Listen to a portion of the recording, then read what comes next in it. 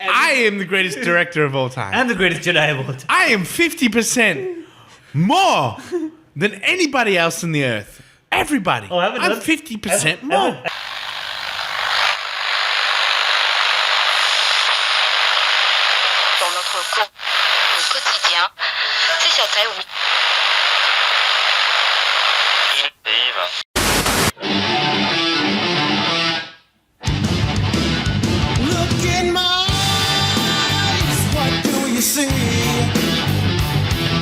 The cult of personality.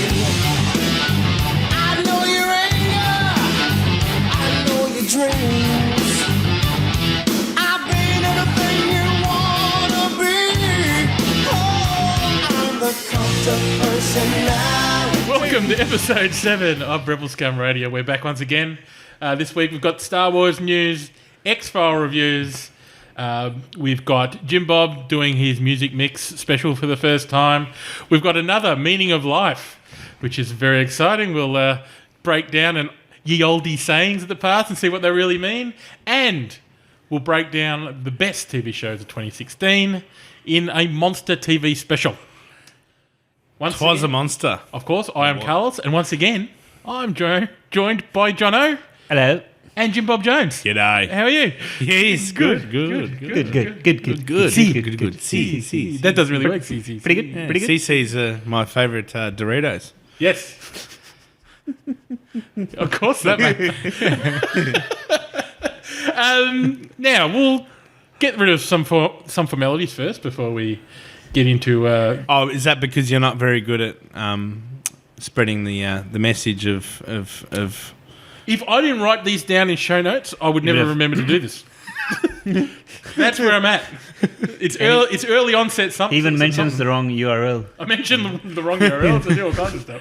But we do have a website, which I will be doing some major updates on this. Ooh. So that'll be exciting. And I've got lots of content in drafts that's ready to go. I think, Jono, you've written a bit of a Deadpool review that's about to go up. Yep. So that'll all go up over the next 4 or 5 days. So that'll be good. We're also, and if you're following us on social, you'll get the first news on when all this stuff drops on Facebook, Twitter, or Instagram, or YouTube. Yes. So you can keep an eye on us there. Now you're already listening to this podcast, whatever your favourite podcasting app may well be. But tell your friends. We're on iTunes, SoundCloud, Tell everyone. Stitcher, and TuneIn Radio, and any other podcasting apps which you would care to find us on. Well, I told my sister the other night to check out rebelscumradio.com, so she... Did she block us? I'll be curious to see her feedback. I just because I showed my dad how Facebook works last night, and he'd never really seen Facebook before. Yeah. So Has he got a profile? No, he doesn't, but he saw, I guess, what modern times is like, I guess, because he's turning 83 this year, so it's interesting seeing how his eyes marvelled at just how easy it was to just get content around, and he's shocked. It's like my mum's like a big antiques fan of stuff. Yeah. When I showed her how to use the eBay app on her iPad and search through and look for stuff, How much did you... that was like she became biologically connected to that device. But I showed Dad Street View in Google Maps, and he was like, "You're kidding me." Yeah. He was shocked. Yeah. Yeah. It's pretty... Because he likes a good atlas. He loves a good atlas. Yeah, I think sometimes, like, now we kind of, in this modern age, we kind of... Take it for granted? Yeah, we dismiss that stuff and we don't think about how amazing that basic technology is that we take for granted every day. But having said that, though, we don't have to type in commands into C drive or D drive, load disk, load .exe files. CD. I just discovered the voice typing today on Google. Yeah. Google Docs. Where you just don't have to type, you just speak and just speak. So Google Docs is like a Microsoft Word embedded into Google Engine. Oh. How awesome is that? Jeez. Pretty amazing stuff. Yeah. Now. Can they make a robot dance, though? No. No robot dancing. Is the robot's dream of sheep? No. I don't think Google's worked that out yet. No. Not yet. No, Google haven't worked out. Google. Google also The Google. is unable to tell us at the moment exactly when Rogue One trailers are coming out, but the good folk Talk of the Ducks. at Disney and Lucas have some kind of idea because they have seen 2 or 3 versions of said trailer for said Rogue One movie of different tones, darker and lighter, and they're just deciding now which one to release first to the market. Yeah, it's high time they release it now. It's like 8 months to go. Yeah, the marketing machine's going to start up. You assume that it will start up after Batman and Superman. Yeah, because they don't want to... nobody would care about Star Wars until that's released. Yeah, until that's done. I'll laugh if the Rogue One trailer's like, you know, let's go back to the. Let's go to Jar Jar Binks. No, hear me out. Like it starts in the desert. On the beach with the Gungans. It's on the Gungans, swimming with the Gungans. I'm rolling in the sand. Josh wakes up on the beach. No. Please continue on, Jim. So it starts off with a long wide angle shot of the desert again, and the same similar music and that deep foreboding voice that everyone thought was Benedict Cumberbatch, but Batch. it wasn't. Batch. Yeah. Are you a Cumberbatch? Cumberbatch? He botched it, did he? Did he botch the opening? No, it's just that. Because I reckon he would have. I think we should pronounce his name politely, just in case one day in the future get him on the show. this podcast actually goes somewhere, and we need to get him on the show. Okay, fair enough. Yeah, so Apologise to Bernard. Benedict. Bernard. Bernie Cumberbatch. Bernie Sanders. Sanders. Yeah, but what I'd love in Rogue One is like instead of Finn popping up in a stormtroopers gasping for air, it's actually a Bothan, the last one dying. The last Bothan. Yeah, the last Bothan dying is the opening. They should make to a movie Rogue about One. the last Bothan. The last Bothan. The last Bothan. And Well, when I get in contact with the Nguyen brothers, let's get them to make a short film about the last Bothan. yeah. Yes. Yes. That'd be It'll start a revolution. Filmed down at Sandringham Beach. Yeah, we'll fly them over. Fly him over. We'll put them up at the Mentone Hotel. They've got good tapas there. They have. Yeah. They have. It's a very nice pub inside. Tap. Tap, tap, tap. Tap, tap, tap. Now, there are some little rumours going around about Darth Vader's role in Rogue One. Apparently he's in there much more than what the rumours have even said what he's going to be. And apparently there's quite a grisly and gruesome set of scenes that he's in, including decapitating bodies and dismembering foes by throwing his lightsabers and levitating said dead bodies up in the air and using them as meat shields. Now, But that's a pretty would be dark turn R-rated. of events. That would be R-rated. Yeah, it would be Yeah. pretty highly... Well, it's going to be... No. It's going to have to be M15. MA 15 plus is If fine. it's going to be like a big epic war film like they say it is, it's like, I don't know, what was something like Saving Private Ryan or something? That kind of thing. I can't remember. But, I mean, if it's those kind of war scenes in it, then you'd expect it to be an M18 plus film or something. But Deadpool had that kind of violence where they was like decapitating people and then holding it up with Yeah, and that was both swords. R-rated, I suppose. Yeah. Yeah, I don't think Disney would go that far. Unless they want to break the record for Of Deadpool. of the Deadpool thing. Well, which Superman and Batman He's trying to do, I trying reckon. to do. Yeah. No, but that's going to come out on DVD. Oh, Yeah. just on DVD. Okay. So that'll be the first. Yeah, because I was under the R-rated assumption that it was Batman going to be in the movie. movies, like Nah. the Oh, special, that's right. the So it's Dendy, just on DVD. They're going to bring out an R-rated version. It's If you want to called get it in the DVD. Dendy cinema to see the R-rated version of Superman, Super Shorts, they call him. That's his alter ego name, Super Shorts. Old Super Shorts. Yeah, it'll be on the DVD. It's going to be called Batman vs Superman: Dawn of Justice, the Ultimate Edition. Ooh. Hey, I got a question for you, Jono. You're Instagram savvy. Yep. With all your, geez, I've lost count of all your followers now. But anyway, 1.2 1.1K followers. 1.2 gigabytes is of followers. old Jim Bob Earl Jones on Instagram and or Twitter and or James Facebook. Earl Jones. Let me check.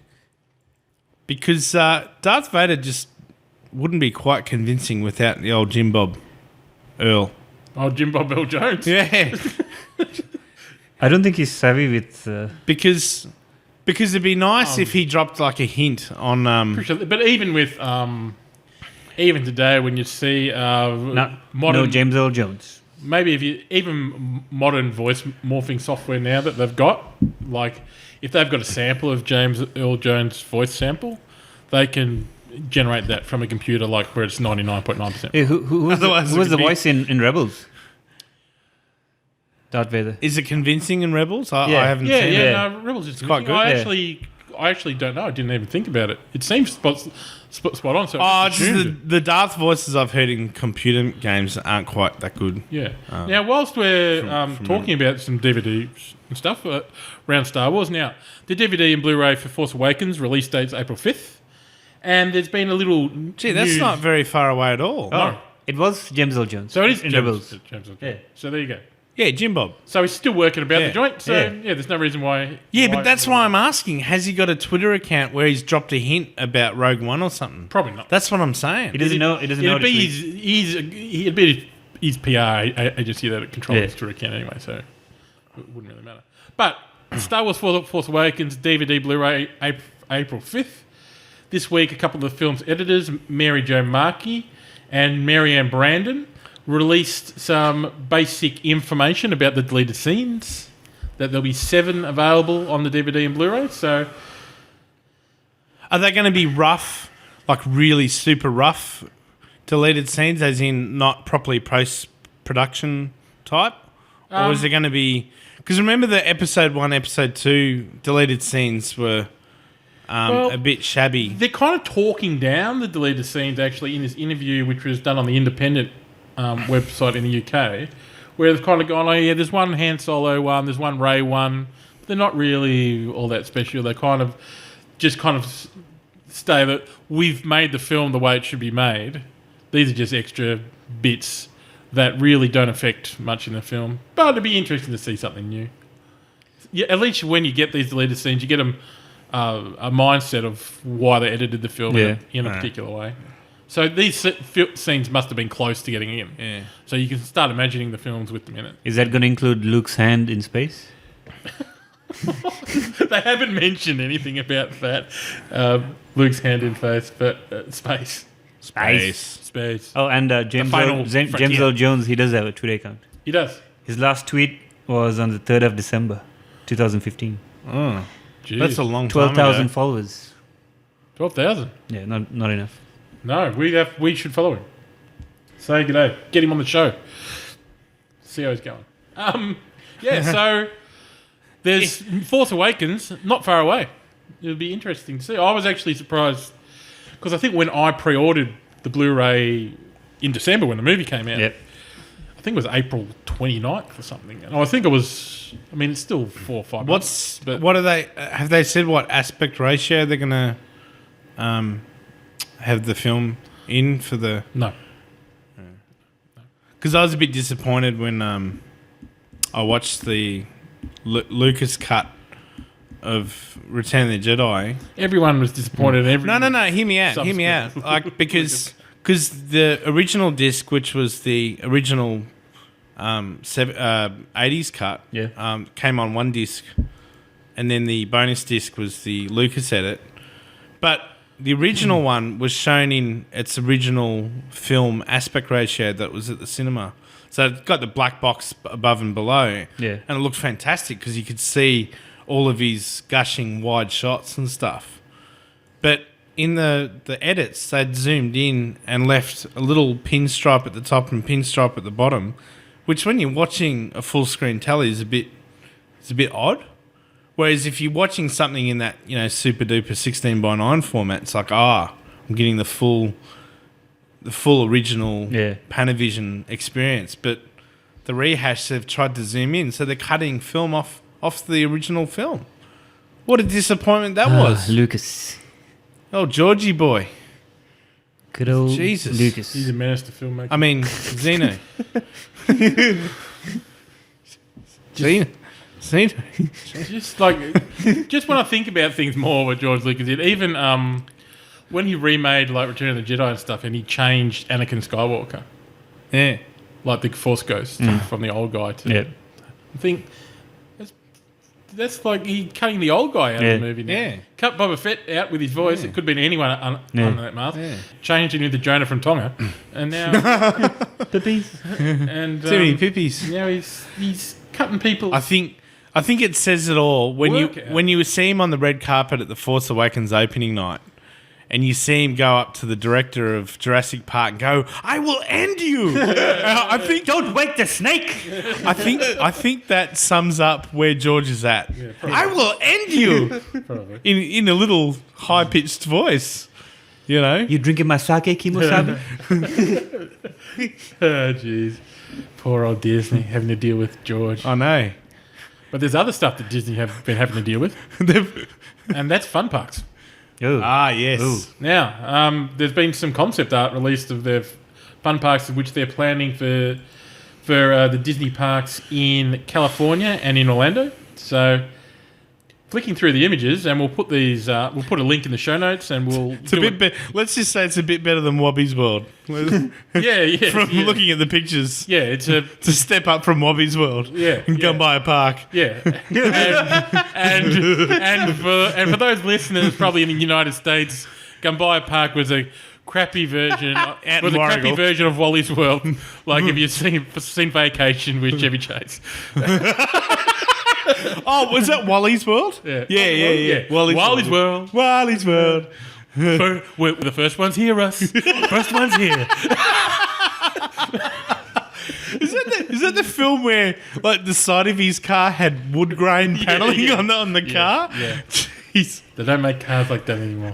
They just don't. You just don't see wood grain on cars anymore. Full No, stop. well, they used to put wood grain on everything. Like my old console, my television had wood grain on it.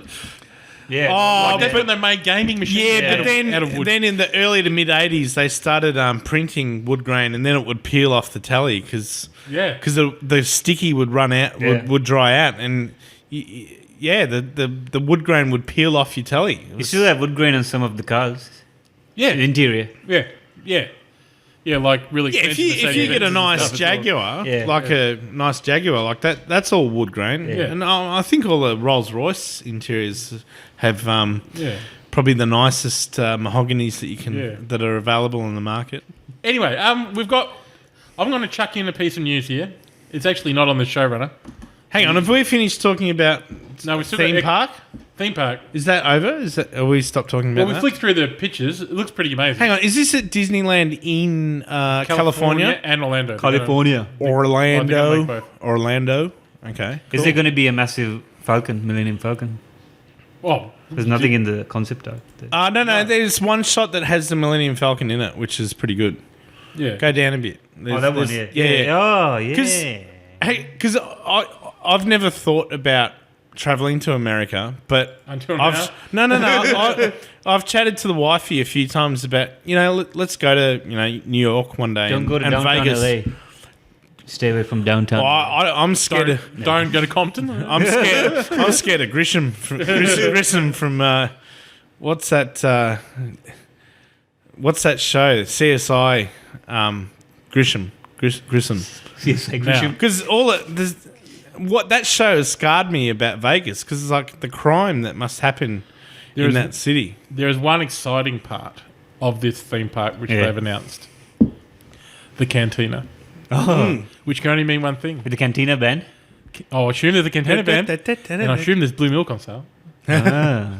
So that's going to be pretty exciting. I don't like you. And there's But you- people that come up to you. but you- I don't like you. Yeah, but obviously they're going to have actors around the park. So you're going to have actors in like droid suits and all that kind of stuff. Is there going to be a Han and Greedo just shooting each other? That would be exciting. That would be exciting. I think we discussed this the other day. When we discussed. Hang on. Here's an idea.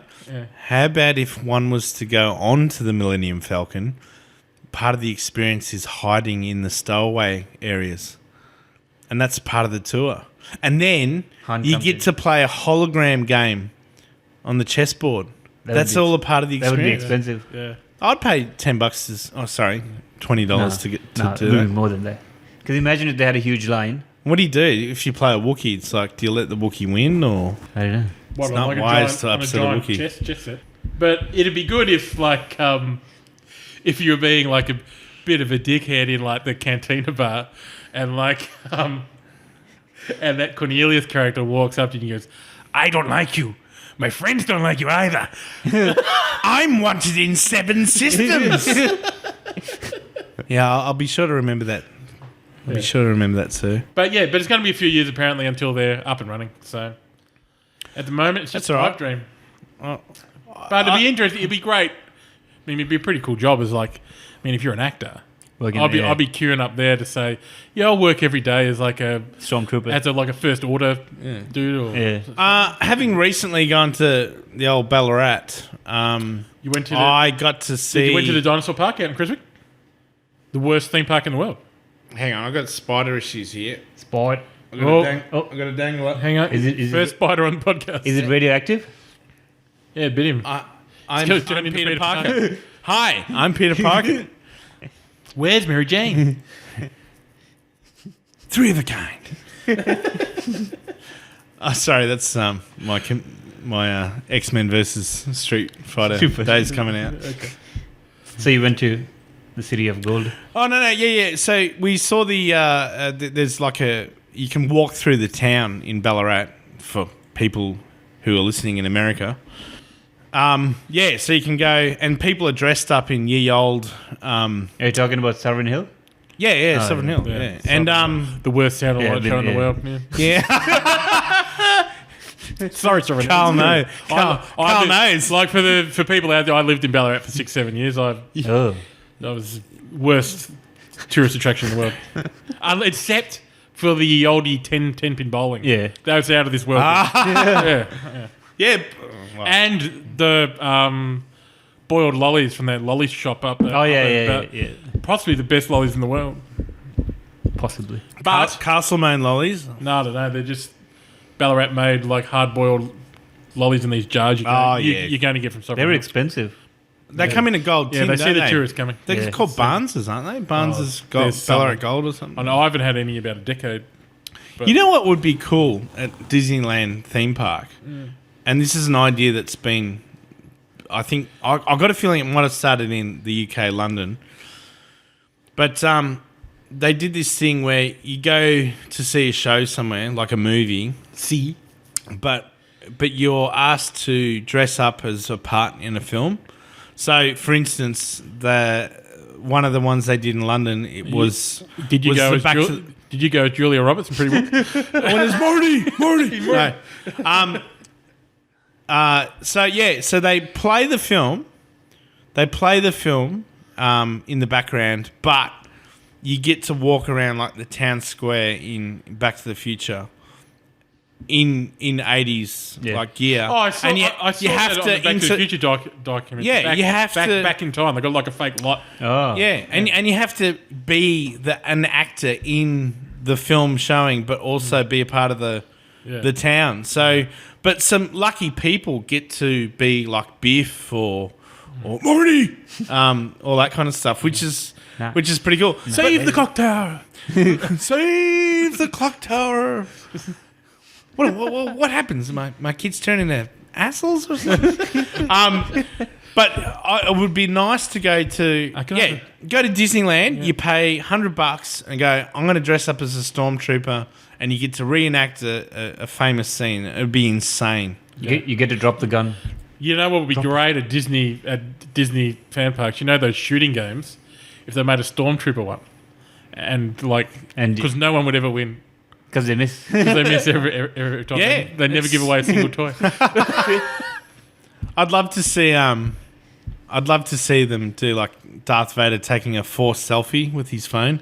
So he's got the phone hovering in front of him, and he's like taking photos with fans and stuff. Yeah. But the phone's just dangling there, taking selfies. I think once. I think once the Blu-ray comes out with Force Awakens, and you talking about the hovering phone there remind me of a few things. even with Force Awakens and with Kylo Ren's Force set, there's some discontinuity with the usage of the Force that it kind of like annoys me a little bit. With at the start of Force Awakens when he stops the laser blast and it's hovering there, I'm kind of like, you know what? Darth Vader never did that. Yeah. Like even in Empire Strikes Back, he just put his hand. Hang on, one little minute there. I fucking love that scene. Yeah, so it's a great scene, but it would lead you to believe that Kylo Ren is more powerful than Darth Vader. He's got more skills. Because Darth Vader, when Han Solo shot at him, didn't he block that and then he just used his hand, and then he but he didn't like he could have just hovered it there. But it's refreshing the medium. It was a new trend. It's refreshing. New skills. No, it's refreshing the new skills for the new age. You can't. So Luke might have taught him that. It's called Force hovering at Padawan Kindi or whatever it is. Anyway, we've digressed a bit. Yeah, bloody hell. Anyway, we've got... there's one other thing I was going to discuss. But actually, I won't discuss it on here. I'll write an article about it on the website. Yep. This week it was talked about that astronauts from Apollo 11 went on the dark side of the moon could hear some weird alien music through their instruments on the ship. It was... what's his name? Megatron? Megatron? Galvatron? Yeah. Yeah, so... it's an old broadcast, sir, but it checks out. Yeah. So, it's pretty much been debunked by the crew. Is that because someone was pointing a radio dish at Mars and it bounced off Mars back to the dark side of the moon? Is that what happened, or... Well... What's the debunk? Well, it's kind of a bit... Well, I'll write the article about it. I don't want to go into all detail. Oh, yes. Okay. Because I want people to go to the website, effectively. Yeah. I'm tricking you into going to the website. But, Wait. But effectively, it's the story got legs because it kind of wasn't talking about since it happened. It's kind of hidden or shuffled away. So when stuff like that happens, it gets blown up a bit out of proportion. But when you hear I've forgotten his name. Tom Hanks. No. When you hear Mike Collins, who was the astronaut who remained in the command module orbiting the moon, he gives a perfect explanation as to what it was. Effectively, if I tell you, I'll put all the details in the article. But effectively, he said it was the signals from the equipment within the command module that they were hearing when they were on the dark side of the moon. So it was interfering and creating those... This being back in the day where the old capacitors were the size of refrigerators. When you actually see photos of how the command module and lunar lander were built and put together, it's kind of like, ooh. Jesus, that's like a Volkswagen. What's going on? Well, it's amazing they got to the moon. At least it starts in the cold, though. Although Jono would disagree that they ever landed on the moon. No. Yeah. So it wasn't Galvatron or... They drove to the projection of it. They're actually on the dark side of the flat Earth. But I'll put a detailed story about that up on the website. It wasn't Pink Floyd. No. But whilst we're talking about conspiracy theories, the finale of X-Files was last week in the US. We got it this week in Australia. We've all seen it. I have watched. Yes. What did we all think? What did we all think of the X-Files season as a whole? To me, a couple of the standalone episodes were excellent. Yep. But especially episode 3. Yes. Yeah, with Rhys Darby.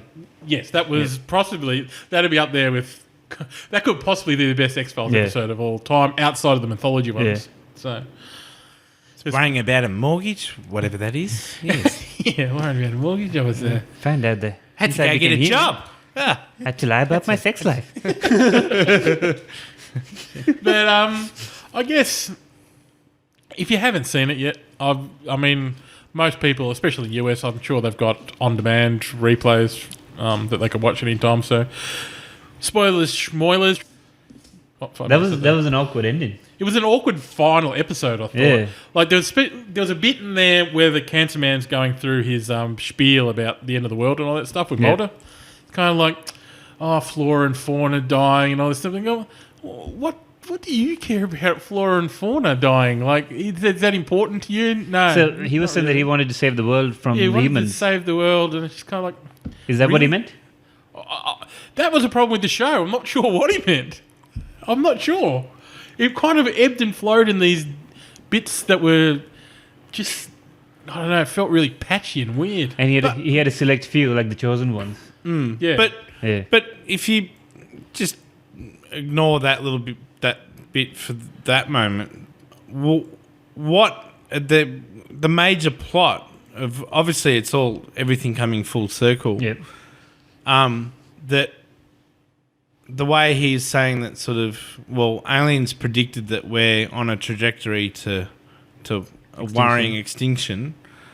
So what I gathered from it is that we've got these aliens that came to Earth in Roswell era had, because they shot the alien that came out of the thingo. Yeah. Yeah. And But then they stole the technology and they took his DNA. They took his DNA. and used it to inoculate They or change the genome of people. They painted so the genome that of selected people to protect them from pandemics that they themselves created. So like Scully was saved because she had the DNA, the alien DNA. So she was saved, and it was just, I mean, it was a good. Underneath it all is a good twist on the mythology thing to possibly set up a new series. Can I just tell you what really threw me off in the last episode, like in a big way? I don't know if it was comedic or not. Agent Einstein. Oh yes, you on the Really? Oh my god. Awkward. Awkward. I just wanted to slap her in the face. She's an awkward actress. Because it's a serious episode. Yeah. Like it's this is like She was just this annoying. is like the chimichangas of the X-Files universe, the world that we grew up in. She was annoying. Yeah. Yeah, it's like Yeah. She was just like a whiny little bitch. but I get Nah. a scientific approach to this, and I was like, But I'm a scientist. where did the name Einstein come from? Don't use that name. I hope use they that don't start a spin-off with her and the other guy. No, well, I'm beginning to think they're not. Like, I spoke to James about this earlier today, where we're talking a little bit about X-Files over the water cooler. Yep. And to me, I think they've set this up for a final film rather than another series. Ah. That would be my take on it. I mean, I get the sense that David Duchovny and Gillian Anderson aren't committed to doing the series anymore from their interviews before the show. Like, mainly because of the other stuff they're doing with Gillian Anderson on The Fall and David Duchovny on TV series all over the shop. And he's a busy man. Californication, that's all. Yeah, That's all wrapped up, isn't it? Yeah. Did he get a new Porsche in the end? What did he get a new car? I never watched I never watched Californication. I only saw. I've watched episodes. It's not. I liked his car. It's not my thing. A black Porsche with a broken light. It's quite cool. But I mean, they need to redeem a movie. That would be cool if they like end it on a high note like that. Yeah. I had a feeling that Fox's Mulder's sister might show up in the end. Sister, yeah. I got that feeling. Oh, and then it just. Well, is that ended. because Smoking Man kind of wants to save him too? He might know about her sister. Maybe Because she just disappeared in When he was a season kid. 1, didn't? No, when he was a kid, remember? Yeah, but was that in season 1 as well? Like they showed that There were all scene these of her different sister. story arcs with his sister. Yeah. It was quite weird because I remember there was a story arc. I think it's season 6, where they went back to like this desolate military town where his sister allegedly grew up. And it was kind of like this that dated rings a bell, that episode. military thing. And then, but I think at the end of the day, they discovered that his sister was dead. Oh. Yeah. Oh, okay. Yeah, I think it was part of a. I remember it being. I mean, there's a lot of X-Files episodes, but I specifically remember there was an episode where other children had gone missing, and there was just like this child predator that they were searching for, and Mulder had some kind of psychologically like shamanistic type connection, and found out that his sister had passed over the other side and she wasn't around anymore. So he got some closure on that, I think. Okay. So, but I can't remember whether there's anything after that. I mean, there was always massive problems with continuity in X-Files anyway, right? They really struggled to hold story arcs together outside the mythology, and even then it was a bit of a struggle. I must say though, I know you're saying about going away from the major plot arc and whatnot, but Oh no, I'm happy that if they continued on with that same plot arc, then it's boring. They've reinvented it, which is good. But one of the nice things about episode 6 being the final episode of the current X-Files, one of the things that I liked about it, because last weekend on Sunday, I watched episode 2 of season 1, and it funnily features Seth Green as a country town stoner that had stumbled upon the military base. He found a fence, a hole in the fence, and they'd seen all this weird stuff. And but it was cool because, like, when you see the ships in that show, they're a triangle. Yeah. They got the single beam that shines down on it. But that was Mulder, Scully, they both saw it. They couldn't explain it. And that was the same ship in the last. That was very in much, the last episode. That was very much the 1990s UFO move, though. Like, overall, like, UFOs in the 90s culturally went from flying discs to triangles. Like, that was the thing. Was it the Phoenix Lights? Phoenix Lights was like a boomerang. Yeah. Giant boomerang, but yeah, don't know. But there was the Belgian wave, which was all triangles. It was all flying triangles, and then a lot of flying triangles have been seen, like It's like the toasty version of the Borg ship from Star Trek. There's been lots of sightings of flying triangles flying behind fuel planes, fuel carriers. Yeah. So it's pretty much sure the triangles are all military planes. And apparently there was a cameo of Dave Grohl in one of the episodes because he was a huge X-Files fan. Yeah. With the ponytail when he was in Nirvana. Yeah. Yes, there was. What was the music they listened to in the car? You got a cassette tape off Seth Green. And then Mulder makes a comment, kids these days. What was the music? Oh, it was like, think it was atypical 90s grunge I think it was like music. Alice in Chains. Yeah. It's pretty cool.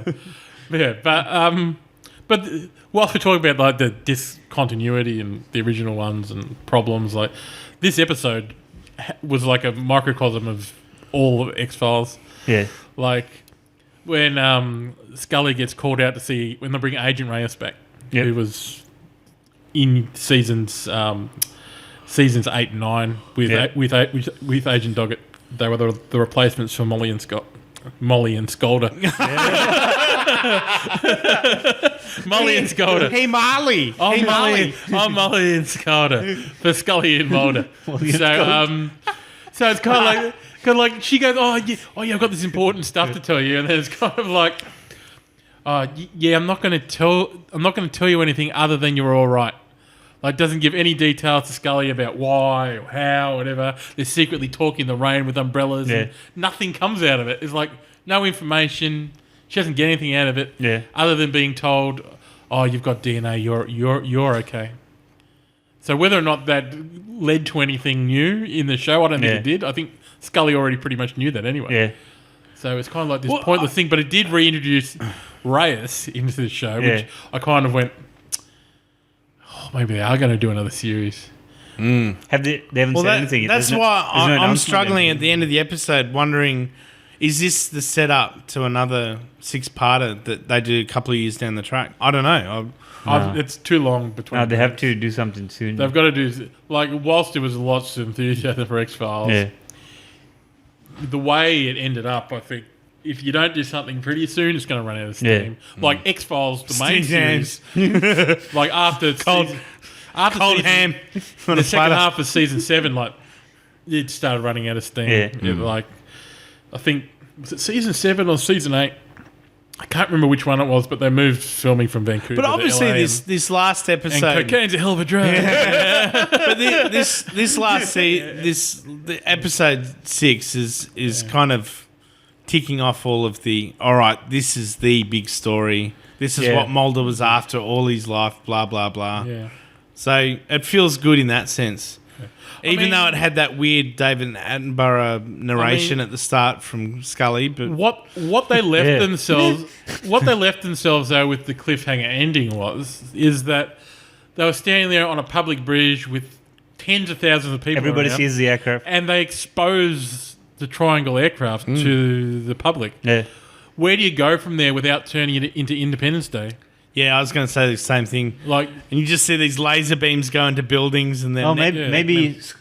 I mean- and Mulder in the new. You've been Independence reading Day. my mind, Carl. I mean, like, you were like literally reading my mind this then, weren't you? Well, yeah. Independence Day, because I thought the same thing. Yeah. It's like this is a scene out of Independence Day. Like when we printed the show notes at the same time. yeah. That was really weird. We were like, we both Standing at the printer. both went over to the printer, both standing there, just going. I'm picking up the papers, just going. Did you print the show And notes? he just goes, and he Carlos just goes, Kavorka. Yeah, the Kavorka. but I guess like with the He's got the Kavorka. yeah. Actually, I'm having a I mean- Kavorka right now. I mean, like they could turn it around, and Tad O'Malley could turn into a villain, Yeah. and say, "Oh, we got this video. It's a hoax." Hmm. So, yeah, I don't know how it's going to play out. But he was let's- sick too. Yeah, I know. But I mean, like He trying looked to a bit pestilently, Yeah. didn't like he? there'll be people filming. There'll be people filming the UFO on the bridge. Yeah. So we film on YouTube, But the mainstream media would debunk it. like debunk it and put it Yeah. across as a hoax because you can. It's pretty easy to make really realistic UFO Yeah. footage nowadays. So they could work around it like that, but it was kind of a weird end where it's kind of like, you know what? Unless George Lucas filmed it. Yeah. Then it'll look terrible. yeah, exactly. Well, he could remake it and probably replace Scully with Jar Jar. with some chick from Auckland or something. I don't know. Misa sequence DNA. Misa not like what I find. So Losing it. Losing it. Marty. the other bit I didn't like of the show, and it's kind of, I think the final episode should have maybe been 2 if they did it properly, but they kind of rushed through the pandemic by using Tad O'Malley's, like his YouTube channel Yeah. as like the way to cut the storyline. Oh, really by the quickly way, down. Yeah. Tad didn't like O'Malley's that. logo on his YouTube channel is horrendous. Well, it's supposed to be like a fake YouTube. Yeah, it's Yeah. a mind. What's it called? Mind Mind Mind quad. quad. quad. Mind quad. I didn't Quad, understand quad rendering. what that meant. Yeah, I was I like, guess what it the may hell have am I some looking meaning, at? So his show is just online. It's not on the mainstream. I TV. thought that was the yeah. name of his YouTube channel. I thought that's what it was. Well, I was just looking at it, and it's kind of where the YouTube logo is on Yeah. on YouTube. So I just assumed. He seemed extremely rich for online.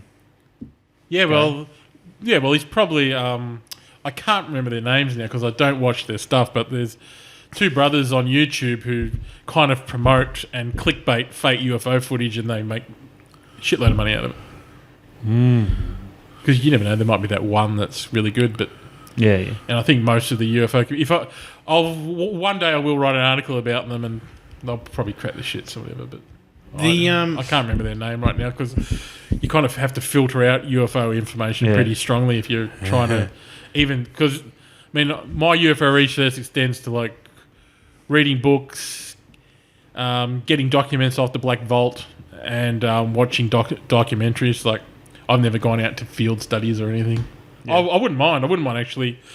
With what's his name? Green. What's his name? Who's that? Who charges you like $2,000 to go up to the hills and Oh, bloody Stephen Greer. Stephen Greer. I wouldn't. Stephen Greer was in the same room. I wouldn't breathe. I'd suffocate myself. Even though he wins, I'd still suffocate myself. So I mean, there are lots of people that like Miller and Einstein. No. I don't get it. I don't mind Miller. I liked Miller, but Einstein was yeah. an Einstein. Yeah. I like the new mythology, but they ended It's it like up saying, a I bit don't rough. know, like, oh, this is Agent Copernicus or something, or it's come on, But at the end of the day, I think when you leave look, Einstein alone. when you look over the entire series, I think the first episode was rough. The last episode was rough. Yep. Second episode was a good builder for the mythology. Although I wish they would have played out the brother and sister who were locked away in the thing, when they found each other, and they just let that go. That was very X-Men-esque. Yeah, they just let that go. Yeah, maybe they'll show up on... And there's a bit of show up on a Deadpool movie. and just overall too, there's a bit of confusion about what cinematography style that they wanted to go for, because they've obviously tried to be refreshing the old show by doing some weird zoom-ins, like when there's this in the episode 6 where Scully is spying on Mulder's computer in the office, and then there's this unexplained camera like looking at her face when she's like looking at the screen. It's like, why is that there? It zooms in when she's looking at the... Yeah, it's kind of like this trippy truth bomb camera angle thing going on. What? It's all a little bit odd. Yeah. But, I mean, yes. to me, the series overall was a 7 out of 10. That was all right. Yeah. I didn't particularly like the Trash Man episode either. I didn't think it... That creeps me out, I'm usually creeped He's out. creepy. But I watched the entire thing and I didn't feel creeped out once by anything in that show. Really? I was a little bit surprised when they pulled the guy's head out and he had the spine. Spinal cord, yeah. But otherwise...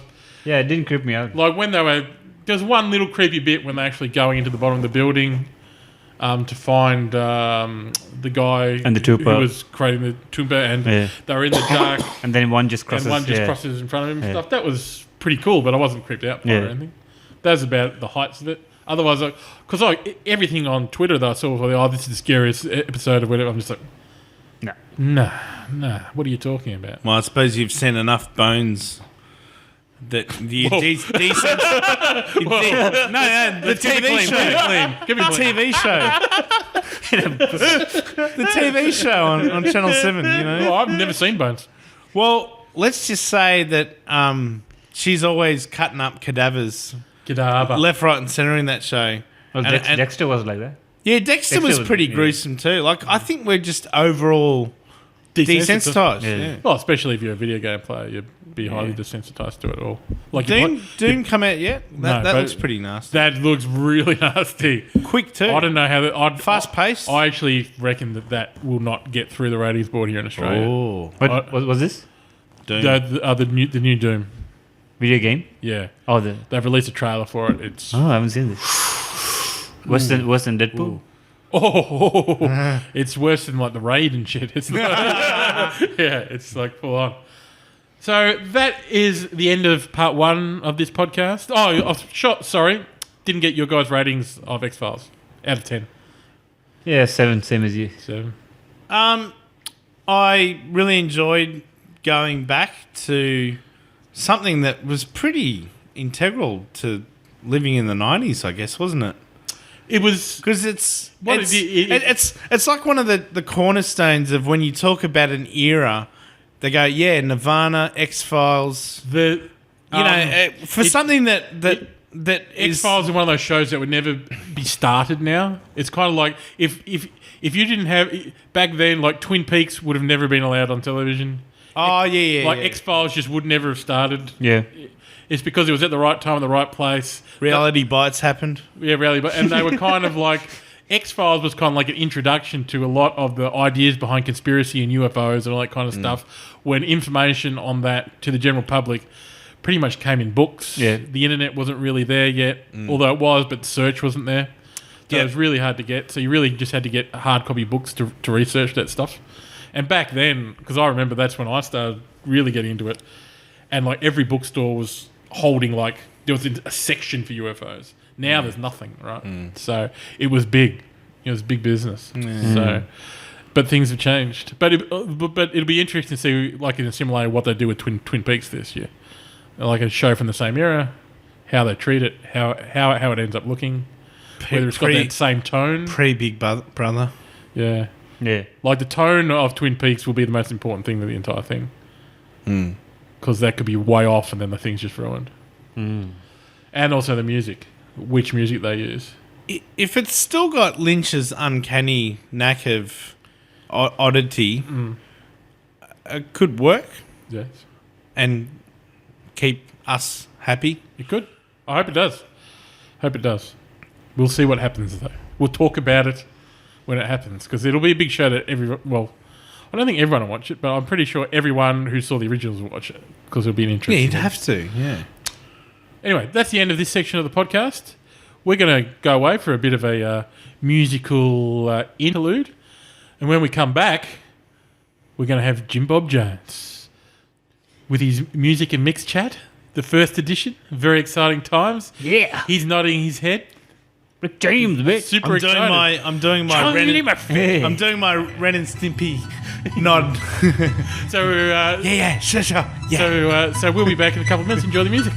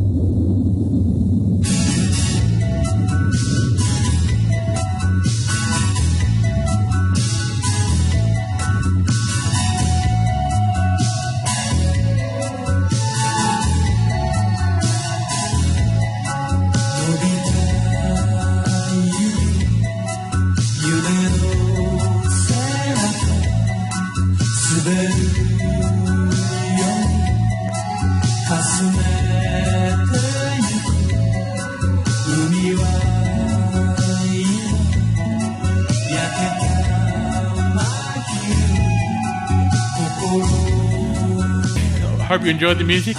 There's a little bit of more music to come, because it's Jim Bob Jones's mix review. Yeah. Well, We need a name for this segment. You got to come with a name for this damn thing. Rick James. Rick Jim Bob. Jim Bob Jones, something. Rick James Mix-a-Lot. That's it. It's done. Done.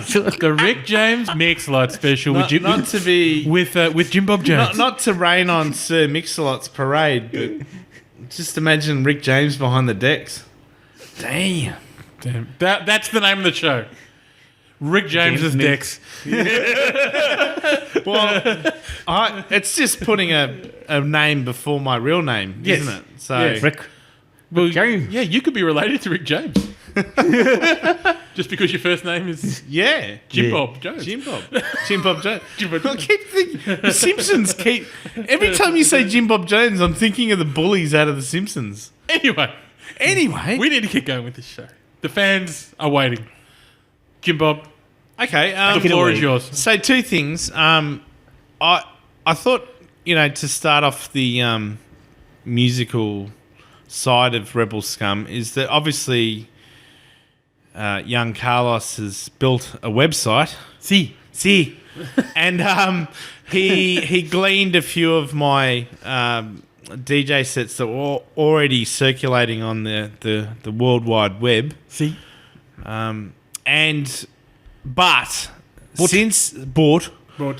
Since then, I've bought a few more Tim Tams and a few more records. So I've made a lot more recordings and I know not what that means. well, you buy records. You buy some You Tim might Tams. buy some Tim Tams. At the record store. Yeah. They sell Tim Tams at the they're record store. two mutually exclusive Do the events. Americans know what Tim Tams are? They're chocolate biscuits. Yeah. Well, no. Everyone knows what Tim Tams are now because Wolverine was on Jimmy Fallon's and show, made it famous. enlightening us to what Tim Tams were, didn't cool. he? And Vegemite and all that. Yeah, Vegemite. Yeah, yeah, they yeah. actually taught them the right way to eat Vegemite. Anyway, so so for this episode, I thought I'd give Carlos a mix I did that that starts off with something that's probably a bit easier to listen to, i.e., disco funk. It's got some ELO on it. Well, maybe not as rock star as that, but Got some Fleetwood Mac. Fleetwood Mac. I think that's the second show in a row where we mentioned Fleetwood Mac on this podcast. So yeah, the link that Carl will put on the website is a 2-hour disco funk set, Yeah. and You can get your groove on before you get go your, out. get your group. Yeah, it's like a party starter Yeah, you set. can use it at Really, your parties. Yeah. Yeah. why not? Rebel Scum on the deck, on the radio. Yeah, you can just... You're listening to BBC. Damn straight. Just load up... Just before you snort your cocaine, you can. Yeah. Just load up rebelscumradio.com and let your party commence. Yes. So no, this one's a good one because I'm very lucky that near where I live, there's a great little record store called Licorice Pie Records that sells. Great name for a record. I know, it's awesome because they literally have every genre of music in their shop, and it's a small shop near Centrelink on High Street in Paran, and yeah, for those who need to pick up their Centrelink payments, and then they're straight into the record store. Yeah. You get home, your girlfriend goes, "Oh, did you get your check yet?" No, I got some fat beats. Yeah, I did, but I spent it on all these Rick albums. Rick James, mentioned. Rick James. But no, the good thing about this shop is people sell all their old record collections to this shop, and then they price them up. They got krautrock in one section, old 70s Australian rock section. Any genre you can think of, they got it. Japanese heavy metal, they got it. Got K-pop. I don't know if they got K-pop because that's more of a new thing, and I'm not Surely sure. there's K-pop vinyl. Yeah. Nah, but was there K-pop? Should play some on the show. Is there K-pop back in the late damn it, 70s and the 80s? outro song will be K-pop. What did K-pop sound like back in the 60s and 70s? Well, I don't think there probably Was there wasn't such any thing? K-pop. No, it wasn't there, was it? No. But K-pop would have been released on vinyl recently. Well, look, all I can say is this record store pretty guess. much just sells vinyl. But what's good though, if you've got 6 claims in your wallet, you can pick up an old Beverly Hills, original soundtrack album on vinyl. $6. Six clamps. 6 clams. Six clamps. 16 hands. But yeah, generally most of the records are $10, and they got about 3 or 4 crates of disco there. So I'm plundering these crates, and it's full of gold. Like it's and there's stuff I've never heard of before in my life, but when I play these records at my gigs and that, it gives a lot of joy to the audience, and I get a lot of good feedback. So I think I'm onto a good thing. You're spreading the joy. I'm spreading the joy. Do you get around to many car boot sales around Melbourne looking for...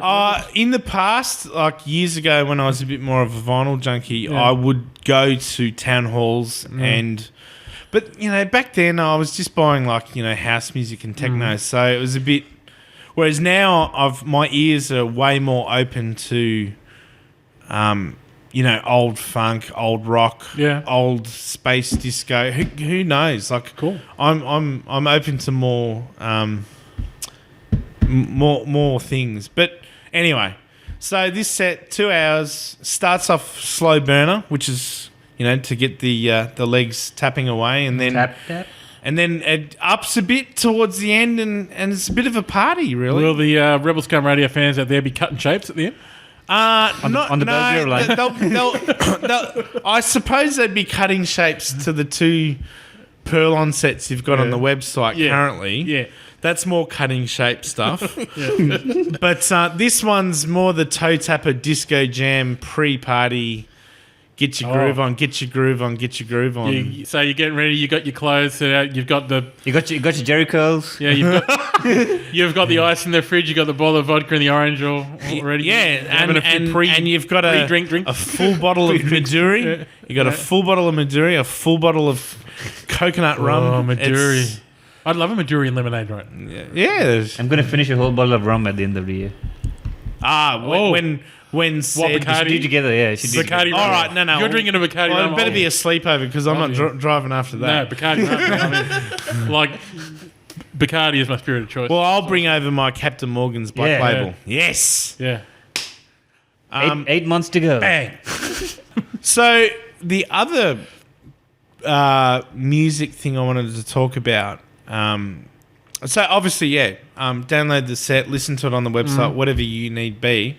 Leave us comments, send us emails. Yeah. Tell us what you think. Yeah. Tell us. Also, tell us if you want actually, maybe like some kind of mix. yeah, because what I was thinking of doing is I actually it'll give me a prerogative to do it, but I'm just thinking why not I just make a 1 hour Rebel Scum Radio podcast, start at 001. Yeah. And like I'm thinking if I do it, the first one could be like a joke DJ set where I play the kind of records that are like music from soundtracks and because I've got this record that's got 16 hits from the movies, for instance. And like they got the theme song from Mad Max with Tina Turner. Has it got Lamar on it?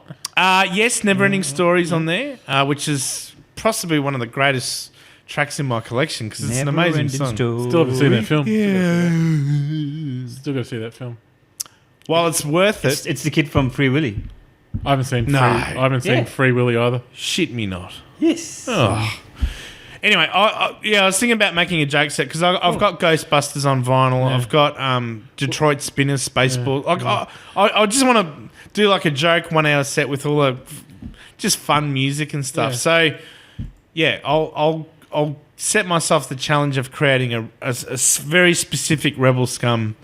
Yeah, well, you got an unlimited SoundCloud account. We can just chuck it on SoundCloud. We can do whatever we want. All right, fine. Yeah. Right. Of course, I might chuck into the mix. I've pulled together all my 90s dance now. I might make a 1 hour 90s dance mix. You got to do it. And we'll it's get just it the Reebok or the Nike. Oh, yeah. Nike. Oh, yeah. The Reebok or the Nike. Open your eyes. Open your eyes. We're addicted to brands. Yeah. God. So the other music thing I wanted to talk about. I've also given a link to Young Carlos. For a mix series that I've stumbled across on my. It was weird because I kind of found it through a sponsored post on Facebook, but it was one of those Facebook things where they kind of like, suggested something that I would like, and I clicked on it. It was one of the very first times. Are these the Sampo mixes that you're talking about today? Yep. Well, so obviously the Sampo disco bloke, he paid Facebook to promote his post. Yeah. And through the music channels on Facebook algorithm, they found me, and I clicked on it. That's like, I don't click on sponsored posts on Facebook. The modern world. I know, so it's amazing. But anyway, I started listening to these mixes, and at the time I discovered it, I think they were up to their 15th mix that they'd released. But they got a high output in terms of they're always publishing new mixes, and the best way to describe their sound is that the name itself, Sampo Disco, simply means strolling disco in Japanese. That was the concept of the mixes. So are we talking about some Bee Gees type action stuff here? There is a bit of beach shoegaze, chill, A little bit of More Than a Woman. But what I've discovered with this. Sound like Cartman. Yeah. More Than a Woman. But the good thing about this is that it's not locking the DJs into like let's say strictly boogie music from the 80s. It's like Japanese disco, weird Indonesian disco, weird drumming music from Africa. Oh, cool. And like there's no real genres, but it's all in the chill zone. It's very like Chillaxed. like lying back on a very comfortable recliner, and it's just gentle music. But anyway, you So it's like click on the links. It's like you're and- sitting at Hoyt's with the recliner. yeah, it's like you're just about to watch Deadpool. But but yeah, it's odd music. It's very chilled out. It's unusual. How many steamed hams? Oh well, there's only 24 days in Christmas, and I give this 25 steamed hams. Oh. It's that good. Whoa, 25 steamed hams. It's like That's Christmas 24. Day, every day. Every day. 25 steamed hams out of 24. Yeah. It's amazing. Yeah, I mean, that's better than Yeezy's album, Damn new straight. album. Although He's only streaming that Yeah. online. Yeah. Anyway, we'll put links to all these mixes in the show notes. yeah, was just into if it. you glance through it, you'll Yeah, totally and- get the angle there about. And we'll be putting what I'll do. I'll write an article about the mixes actually. Like I'll just put a bit of text surrounding I'll embed it from SoundCloud and we'll put it in the mix section, which there will be a better music section. On Also, the website. for our Melbourne the listeners, rebuild. for our Melbourne listeners, Melbourne. if you're from Melbourne, if you do want to check out this music being played in a nightclub, the Sampo Disco guy runs a night at Hugs and Kisses in Sutherland Street in the city CBD. There you go. But they call their parties Endless Sunset. And when you walk into the nightclub, they've got like this illuminated orange disc Ooh. on the stage. So there's this almost Ibiza glow, like sunset glow, and through the club. And they've got fans set up in front of the smoke machine. So Yeah. they're blowing this consistent fog in the venue. And it's like you at sunset, and it's amazing. Are there lots of English guys there with missing teeth on disco bickies? No, there's no geezers. There's no geezers at this place. Eh? Geezer. Right, you. Right. You, get on the dance floor. You, cut shapes. What are you doing standing there? Right. And that No, mate, I'm a geezer. I don't dance. I'm a geezer. You don't know. No, mate, I'm a geezer. Well, I'm looking forward to more of these music. Anyway, stuff. but I went with my wife a couple of weekends ago. See, And we found it hard to leave the venue just because each song 'Cause they got shut all better the and doors. better. we couldn't get out. They liked us in. Yeah. It was. Did you- It was. Do you end up at Revolver? Nah, I'm too old for Revolver. No one's too old for a Revolver. No, There's like 80-year-old guys at Revolver. straight from the Rainbow Serpent after party. Okay, right. Jesus, Beautiful. Xena. All right. So as I said, we'll link to all these tracks and mixes in the show notes. We'll also put them up on the website. Oh, it's great. They've done 30. They've got 30 mixes at the moment, Yeah. so there's heaps to get through. And we'll keep the mixes coming throughout. They shall, and there's plenty. There's plenty more to come. Yeah. So the first season of Rebel Scum Radio will end in June. Then we'll have a month off, and then we'll return. And then I'm going to be doing another party soon in the city, so I can talk about that next time. As damn well. straight. We haven't got a date yet, but there's one on the cards. So. Yeah. Well, we'll put a music section in every episode now. All right, sounds good. I'll keep it short next time. I thought this is the intro. I Yeah, the thought first one needs to get a be bit good. of an idea. Yeah, we what's need to going on, let people so- know what's going on with the mixes and the website and all kinds of stuff and Yeah. what they can expect. Yeah. So it's good. Sweet as. All right, we're going to go for another break now. We're going to let you go with a bit of a tune from the mixes that we've just talked about. We hope you like it. When we come back, we're going into the 2016 TV show Mega Review. So we hope you enjoy it, and we'll see you in a couple of minutes.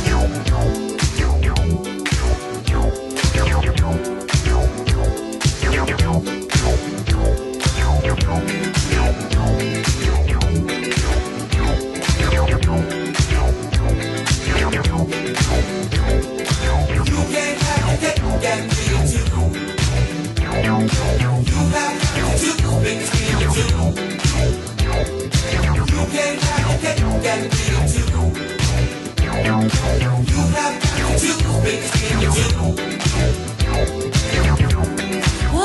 so in love with you, and I thought you felt the same way too.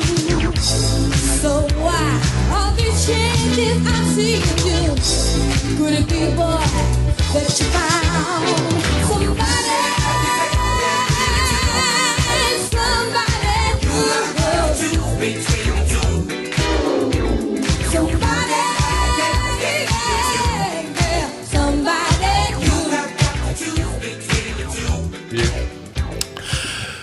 Welcome back. We hope you enjoyed the tune. So there's Surprise, surprise, Star Wars. yes, we're Yes. starting with Star Wars. See. So Star Wars Rebels Season 2 is currently on. It's almost about to conclude. It's been an awesome second year. For those of you who may have not experienced Star Wars Rebels, like I was late getting right into it. Yep. We got to get into it, Jimbo. Binged it, couldn't stop watching it. Like 10 times better than the Clone Wars cartoons ever were. Like we said, Series 2 is about to wrap up. Series 3 starts up again towards the end of the year. It's amazing. And obviously it's set in the years leading up to Star Wars A New Hope. Yep. So you've got a couple of Jedi characters in there. A young Padawan called Ezra, who kind of came across his Force skills kind of by mistake, you know, Yep. classic Star Wars story. You got Kanan, who's one of the Jedis who's survived through the Revenge of the Sith. So, but from watching Rebels, he doesn't seem to be fully trained as a Jedi. Like he didn't quite complete it, but he's teaching Ezra what he knows, and he knows where all the Jedi temples are and all that kind of stuff. Yeah. Really good storylines. You've got also within that main kind of storyline, you've got these singular episodes with the Mandalorians and all kinds of stuff in there. Really good stuff. If you're a Star Wars fan and you want to understand the new canon and also get a fully fleshed story out from leading into Star Wars, A New Hope, this you must watch. There's no mucking around about it. How many bears? This I'm giving this one. It's 8.5 chewies. 8.5 chewies. Should get the cup out of here. Yeah. should. We need The Chewy to cup. break out the You- Chewy cup. the Chewy cup. Yeah. Now the next show is one that is extremely exciting. It's called Vinyl. It's on HBO. It started this week. It centers around a character called Bobby Cannavale. He's a record label president in the 70s. It's all set in the classic rock scene, and then there's sex, drugs, punk, disco, and hip hop just all beginning to explode. Cocaine. Yeah. There's actually lots There's of a lot of cocaine in the trailer. There's lots of cocaine in the first episode. And Ray Romano's in it. yeah, He looks really good in it, actually. Now, he looks really good. executive producers Mick Jagger and Martin Scorsese. Oh. It's a big deal. I've watched the first episode. Oh. Yeah. And? It's pretty freaking good. Yeah. Like, it's like you wouldn't expect anything less than HBO. It's a movie quality TV series. Do I need Foxtel to watch it? What do I need? How do I watch it? It's HBO. You'll probably need Foxtel. You'll need Showtime on Foxtel. Or it could also possibly be on Presto. I think Presto have got a lot of Showtime content, HBO stuff on it. So Presto is similar to Stan, $12 a month. Yeah, so you could probably get a free trial for 3 months on the back, and then just on the back of your shopper docket. Yeah. Yeah. So yeah, but now you guys will only be able to rate this out of anticipation, I guess. Yep. Have you watched it? No, not anticipation. I've seen the trailer and I loved it. Yeah, I'm giving this a 9 8-ball rating. Jeez. that was a good one. I like that. Yeah. Yeah. Jeez. That's quite creative. Yeah, so That's good. it's pretty damn good. Pretty Alright, damn cool. good. So if you're not sure whether you're going to see it or watch it, find out a way to do it. Could you feel your fingers when you were watching? Like, could you feel your feet? Like how much? Oh well, that's what goes on. How much Christmas tinsel was there lying on the? No. Okay. No. I'm a good. Now, You can cut that out if you want. yeah, I will. The next TV show is one 11/22/63. This is produced by J.J. Abrams.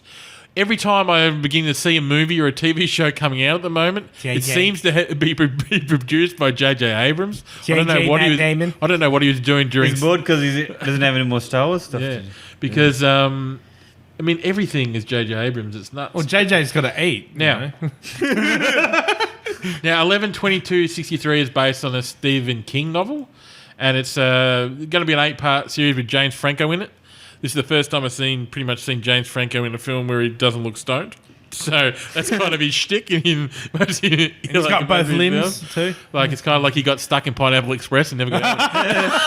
So, but yeah, it's based around like it's kind of like I guess it's kind of like and Jono will know what I'm talking about. It's kind of like almost like a time slip type thing. Okay. So he slips back to 1960, but he gets taught how to go back there by another guy who's gathered evidence on who he thinks assassinated JFK. So James Franco is going back to try and stop the assassination of JFK. Oh. But he's got to go back. He can only go back to 1960. Can't go. So he's got to go back and stay there for 3 years before he can come back and try and stop the assassination. So, but there's lots of references to butterfly effects and all that kind of stuff. Change one thing and you can change the future of the Earth. And all Yeah, because the one thing I like in the trailer the first episode, yeah? I watched the first episode a couple of nights ago. It's another one that launched this week. This is as good as vinyl, and it probably because the actual these two topics of like the rock scene, punk, disco, and hip hop, and then time slips and time travel and stuff. So this is what we need on and the JFK. This is what we need on free to air TV. This is going to be very tough to get in Australia because it's on Hulu. Oh. I don't know whether it's on Foxtel or not, but I get the feeling I have seen ads on Foxtel, but I'm not sure. But So there's no Hulu at all in Australia? hey, no, you have to. I think you have to VPN for Hulu, and I think Hulu are even cracking down on that. Yeah, it's funny how they know how to find all that.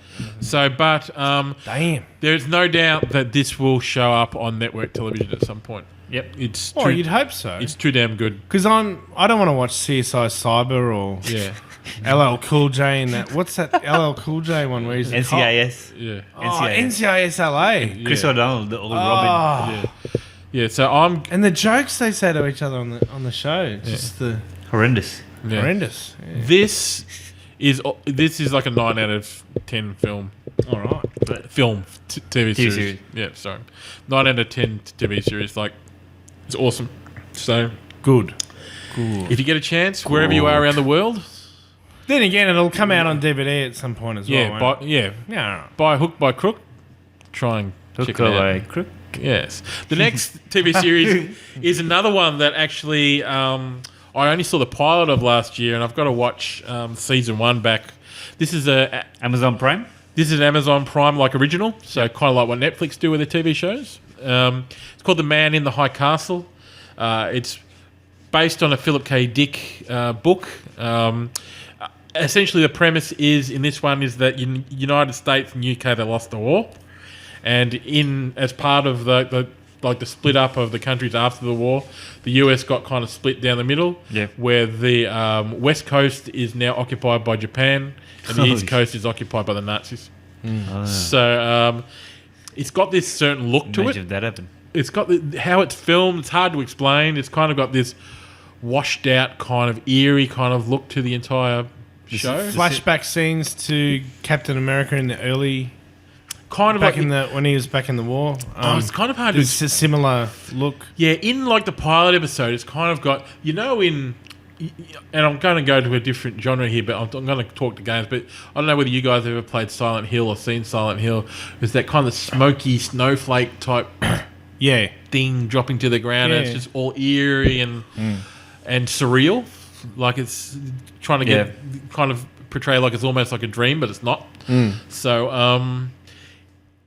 like I said, I've only seen the pilot, and I've got to get season 1, which finished at the end of last year, and season 2 will go on this year. So, watch the trailer and see if you like it. It's all I can say, because it will be a TV show that you either instantly do not like or like, and you'll know by watching the pilot. It's as simple as that. Cool. But I like the premise of the show. I like the idea behind it. I like the alternative history of what the world could be like. It's an interesting thing. It's almost like I guess again, it's kind of like I like it because it could easily be like a time slip story, right? Where you've slipped into another dimension and this is the reality. Yeah. So Is Philip K. Dick the bloke who did Do Androids Dream of Sheep? Is that the same bloke who wrote that book that was Blade Runner was based on? Yeah. Do Androids Dream in there? Yeah. yes, Yeah. So it's the same bloke. Okay. yeah. So Cool.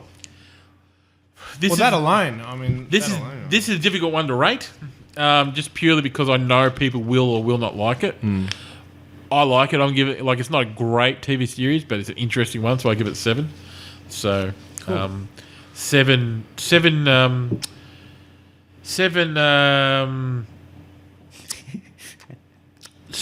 Optimus Prime. I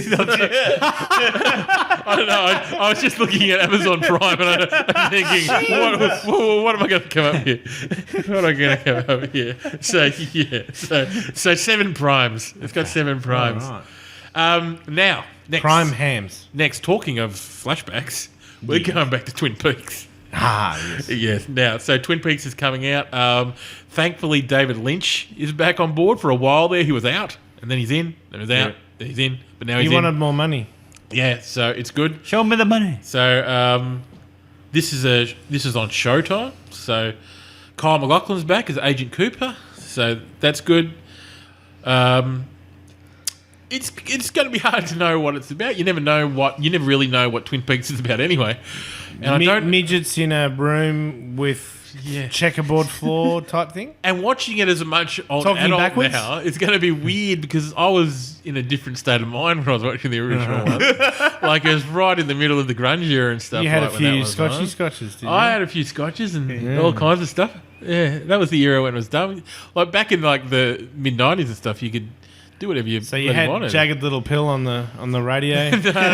No. Oh, sorry. Smells Like Teen Spirit. Sorry. No, I was never into Nirvana. I was into Mill and Colin. Pearl Jam and Soundgarden. yeah. Yeah. So Black hole sun. So Yeah. you talk was a chin. You had more of a chin. nah, I was. You weren't a chin guy? I was never really a What about grunge Creed? guy. Like Creed.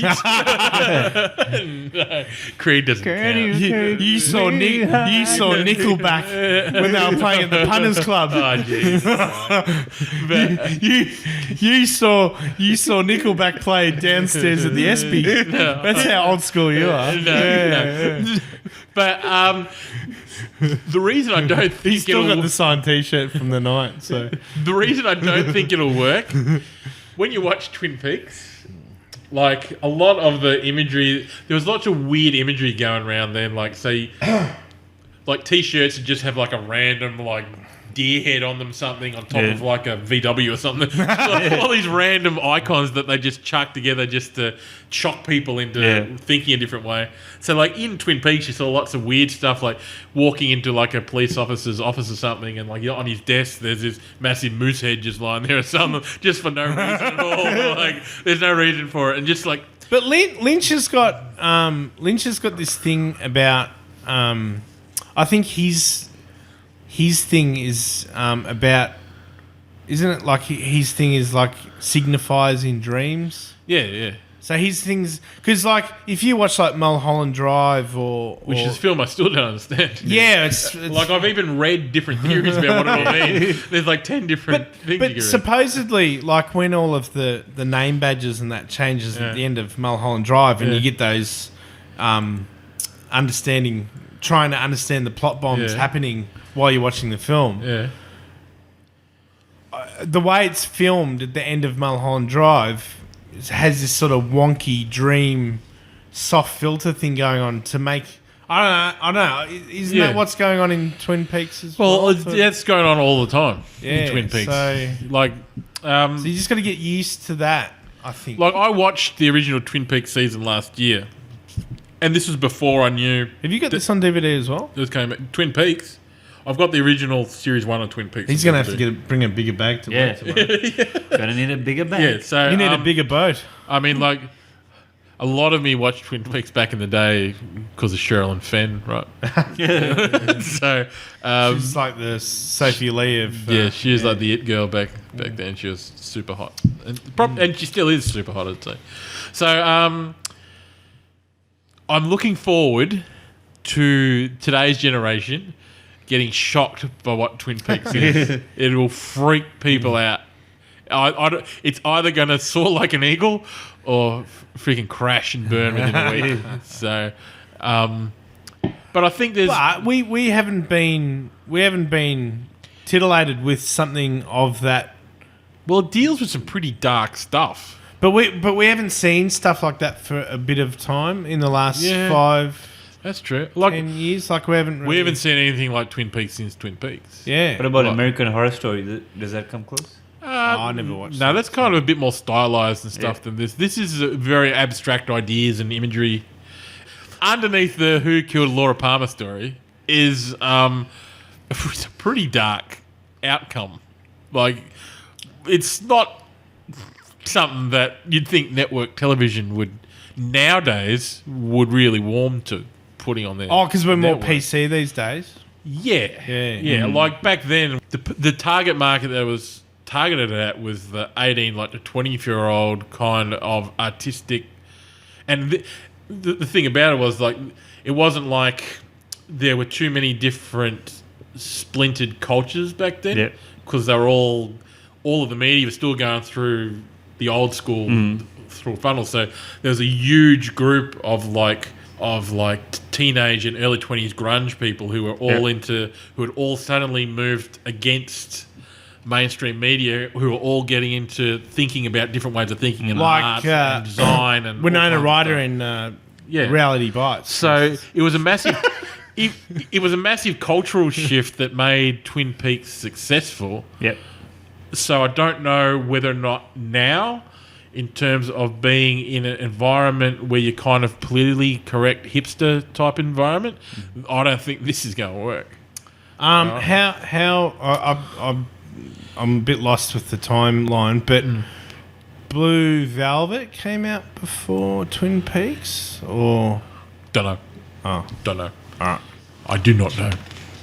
But anyway, I'm looking forward to this because of the original. I don't know what this is going to be like. Yeah, but you have to watch it because I'm you've gonna watch gone through all the originals. You got to do it. Well, season 2 of Twin Peaks is a genuine battle. And even though there's kind of this underlying UFO alien story kind of behind it when you first started into it, even that didn't grab me in season 2 because you kind of got to the point where you knew what happened to Laura Palmer in the first one, which was what the entire shtick was. So then the rest of it was all just second season for. I don't think they even probably didn't have a second season storyline until they realised how good a TV show the first season was. So I'm looking forward to this. It'll be 7. I may not watch it live. I might IQ it or something and record it and watch it back later. 7 but Peaks. 7. Well, I'll give 7 moose heads. it because it's Twin Peaks. I'll give it 3.5 each peak, which makes 7 peaks. we could make a fan film called Thrice Peaks. Thrice peaks. Thrice peaks. Set in one of the Mount Dandenong tourist towns. Yeah. In Sassafras. Sassafras. Okay. I'm going to accelerate. Similar locale. I'm going to accelerate through the next 3 or 4 shows. Yep. Just because they're mainly the ones that I watch. And I don't think you guys are right up to date with Arrow and Gotham and all that stuff. Yeah. So Arrow season 4, the second half of the season just started. Arrow struggled a little bit last year, season 3. Yeah. It is now back in like full throttle force. Damien Dark, Hive, Malcolm Merlin, Ra's al Ghul. Shit's going down. Is it still played by the Australian bloke, Ra's al Ghul? Is that still the Aussie bloke? No. Oh. No. It's no longer. I can't tell you what happened to him in case you watch season 3. Oh, fair enough. Yeah, He's back in home anyway. yeah, He's in Neighbours. Yeah. he's on the Channel 7 app for Home and Away. So, lots of character development going in there. Few little crossovers and stuff in there. There's a lot of crossovers with the in there. Flash, and also whilst they were building up the DC Legends of Tomorrow, there was some stuff in there as well. Yeah, that sounds good. So that sounds good. that's probably why it was also the super season, because it let them kind of condense the storylines around, because they had to build up some other stuff. So it's awesome. This is as good as season 2 at the moment. So I'm giving it 8 out of 10. If you haven't watched any Arrow on there, start watching it on Netflix or get it on DVD or however you want to get. Because the first 2 seasons are awesome. If you wanted to skip season 3, I wouldn't blame you. But season 4 is well worth getting back into again. Gotham. This is my favourite DC TV show because Not steamed hams. as you'd expect, Gotham. As you'd expect with Gotham, season 2 about Gotham is all about development of villains. Mr. Freeze makes an appearance. So the best bit of DC to me is the villains, the cast of villains. A hero is only as good as his villain. That is why this is so good, and part of why this is so good is because they've dropped. Is Harvey Dent and Two-Face and all that in it? In Gotham? Yeah, but... kind of.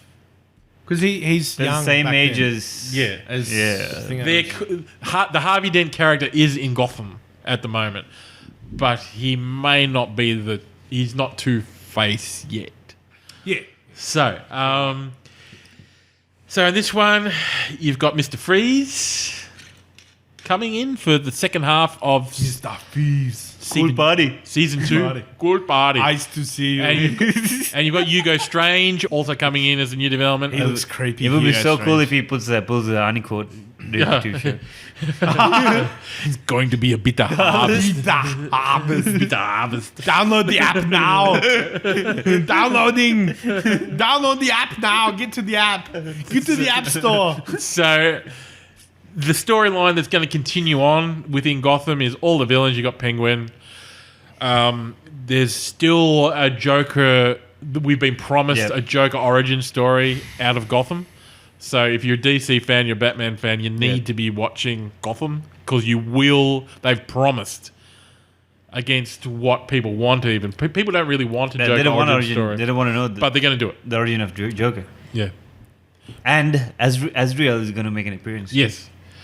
So there's a Bruce Wayne storyline going on as he's developing as Batman. So he's still chasing the murder of his parents. So it'll be interesting. There was a little hint at... this is a mild spoiler, but there's a little hint earlier on in Season 2 about the Court of Owls. So...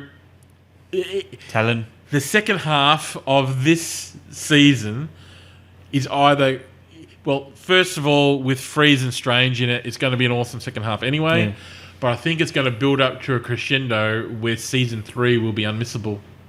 It's going to probably lead into the Joker origin. The Penguin character in this is developing amazingly. Riddler has gone off the hook. It's just emerged as the Riddler that I always imagined in a film. Yeah. Like, just psychotic. It's fantastic. It's an amazing DC TV series. I don't know why some people don't like it, but for me, DC villains, it's 10 out of 10. Must watch it. Get it however you can. And the second half of the season... 10 Penguins it is then. First half of Season 2 was kind of branded Rise of the Villains. Second half of Season 2 has been branded Wrath of the Villains. Oh, wow. So it's going to go insane. Cool. It's like Wrath of the Titans and... Yeah. Anyway, that comes back to airwaves. So in Australia, you'll be able to watch it on Foxtel pretty much the day it comes out in the US. Yep. And if you're in the US, you'll be able to watch it on the CW network and cable, and also usually a couple of days later on the website, you can watch the full episode on the website. So for Aussies, if you get stuck and you may not have stuff, you may be able to VPN across and watch it on the CW.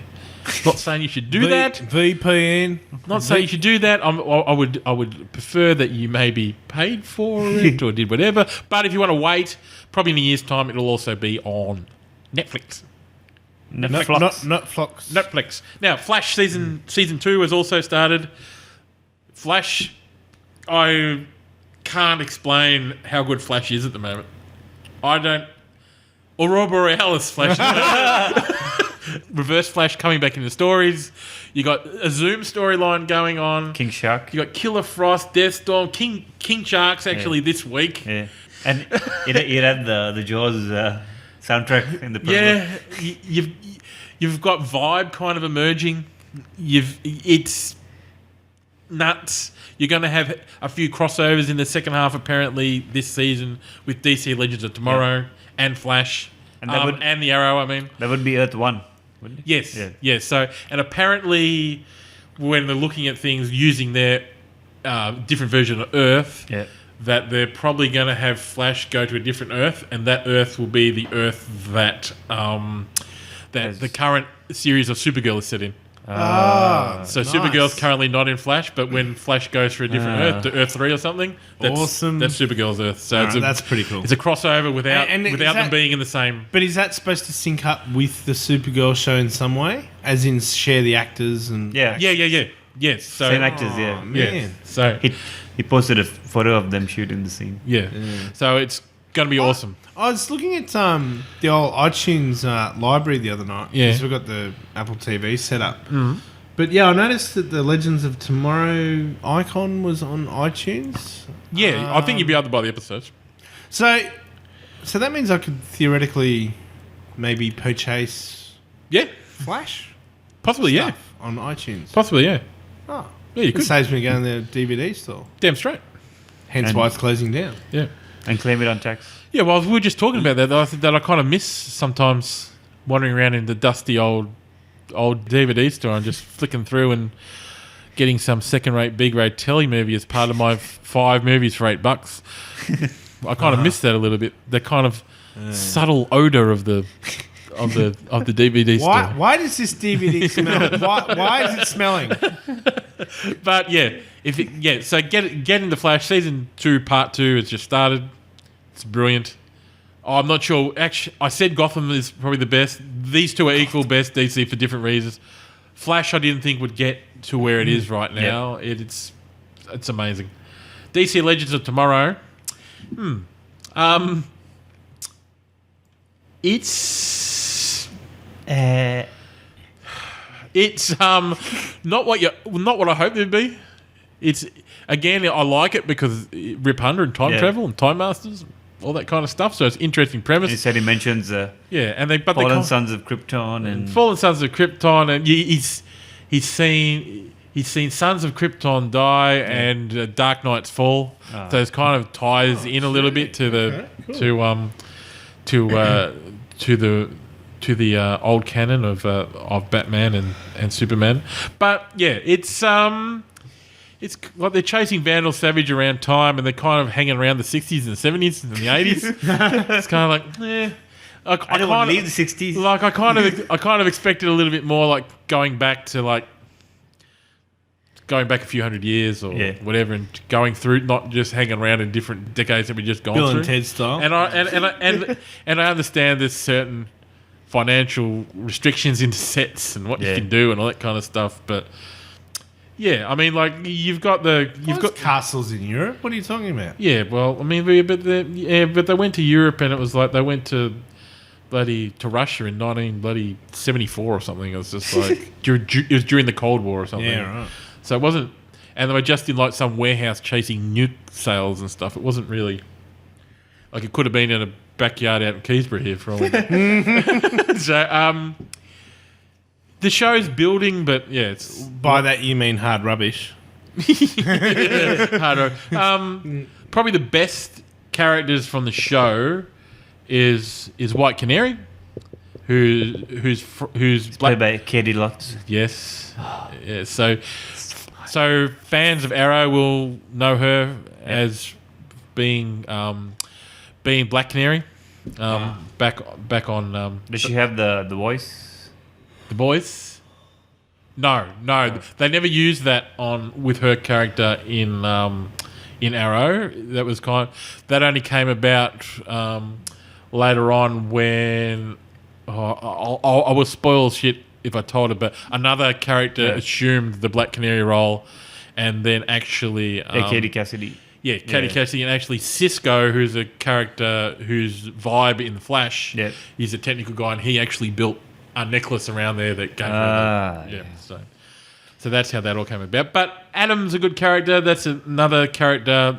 That's Ray Palmer from Arrow. You got Captain Cold and Heatwave from the Flash universe that's currently on there. Hawkman, Hawkgirl. And Hawkman and Hawkgirl, who kind of came from a crossover episode of Flash and Arrow. So that's how they kind of introduced all the characters from this show into this one. Good. DC's not sleeping, obviously. No. So it's a show that's building. I watch it every week just because of all the characters. You can get a different storyline any week, any time. So cool. But yeah, it hasn't reached the heights that you think it would, but I think it will. So at the moment, it's a 6, just passes. It's entertaining enough. Now, this is what I'm talking about. Now we're gonna speed through a few here. So and then we're gonna have to cut this a bit short, otherwise it's gonna go on forever. Daredevil season 2. We got the trailer this week. Hell's it? Frank Castle. Yeah. It's Daredevil versus The Punisher. And Elektra. Yeah, she Bloody floated in hell. at the end there. So this. Hello, Matthew. We don't have to really talk about this anymore Because than it's what we just. like 100 Aurora Borealises. Yeah. So there's a trailer. The latest trailer is on our website right now, rebelscumradio.com. In the trailer section. It's Aurora Borealis. Yeah. It's on Netflix on March 18. You'll be able to binge watch it. I think we're taking days off. RDOs. Yes. Sorting it out. So we can't wait. Jimbo, have you seen any of Daredevil season 1? Have you watched that yet? The first 10 minutes. You need to get on that. Episode 1. I mean, there's a lot of work to do here. Yeah. But it's very hard to stop watching Daredevil. Super hard. No, I want to binge it. It's Aurora Borealis. You can't miss that one. Game of Thrones season 6 is coming up. April 24th. Everyone wants to know what happens to Jon Snow. He's alive, obviously. Probably alive.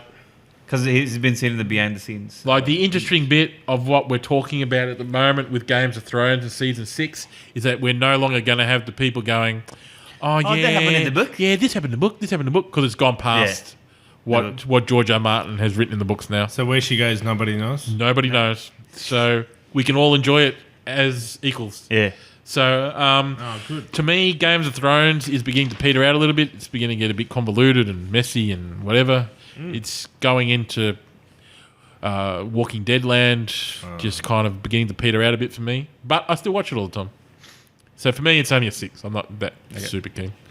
But that'll be on HBO. So in Australia, it'll be on Foxtel, and they'll usually stream that live. And then they've got a little service where you can watch it on demand whenever you want. So I think Australia pretty much just torrents Game of Thrones. I think we're the biggest torrenters of Game of Thrones in the world.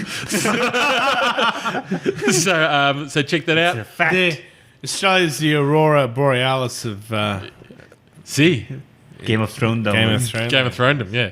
So next TV show on there is one that's close to my heart. It's Silicon Valley season 3. For those that don't know, this is like a nerd version of Entourage, where instead of movie stars, they replace them with coders. TJ Miller is just amazing. Yeah, so TJ Miller's the best in this. Your face looks like an avocado. Had sex with an old avocado. He's in that show. Let's go. Jeez, your face looks like the inside of other people's assholes. Thanks.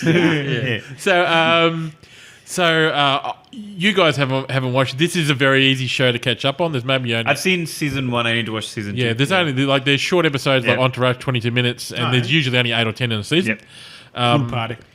And it's one of the funniest current comedies that's on television. How many megabits? This is 10 megabits. 10 megabits. 21.5 gigabytes. And the next show is another nerd show. That's Mr. Robot, season 2. Season 1 was awesome. Season 1 was off the hook good. This is on the USA Network. Here in Australia, we get it on Foxtel. So, not sure what channel is on Foxtel. Can't remember. But it is on one of the channels on Foxtel. Showtime. Is it Showtime? Might be showed on my Fox 8. I'm not sure what Well, it ABC3's got a lot of space that they could fill. is. Space. Maybe they could put it on that channel. Yeah. So Rami Malek returns. Christian Slater is apparently back still again. You haven't seen it, have you? Like it's Have you seen it? I saw half an episode. Like- He entrapped. like we some can't guy. really Yeah. we can't really tell anything About Christian Slater's character. 'cause Yeah, but it is the most intense, well-made, well-written TV show that's been made in quite a while. Yep. I'm worried about season 2 because season 1 did close things. I was kind of happy where it ended up. It was Yep. kind of done. So, but at that same time, if they've come up with something for season 2, it's going to be a fantastic show. So, this is like the same as Silicon Valley. This is 10. This is Aurora Borealis, almost Aurora Borealis. Mr. Robot was so good. So, get onto that. That comes out. There's no official date, but it's June, July this year. So we'll see how it comes out. Fear the Walking Dead. This is the Walking Dead show they actually like. It's AMC. It's the spin-off. Does it already have a season 2? Yes. The first season was extremely short. It was like six episodes, I think. Okay. It was 6 episodes with also an 8-part little 5-minute net series that ran alongside it, which was actually set at the time of the TV show, but it was set inside of a plane that was flying during the outbreak. So there was zombies on a plane, effectively. These zombies. These damn. Yeah. So this is on AMC, the same as Walking Dead, which we'll blend these two together. Fear the Walking Dead's just a spin on the tale. It's set in LA on the West Coast. So it's set. You actually see the outbreak of the apocalypse, whilst in Walking Dead, you kind of got Rick waking up after the apocalypse had happened and not knowing what happened. So we're kind of getting a little bit. So we're kind of getting a little bit of insight. It's set in an urban landscape, which is much more interesting. Why I kind of dropped off The Walking Dead like a season a bit ago, because they're just walking around in the woods. Yeah. There were when they went back to Atlanta in like the last season I watched, it was kind of a bit more interesting in an urban landscape. And yeah, Fear the Walking Dead. It's got a couple of annoying characters in it, but to me that's like an 8 in terms of if you're a zombie fan. There are a few zombie shows around like iZombie and stuff at the moment. That's the best one for mine.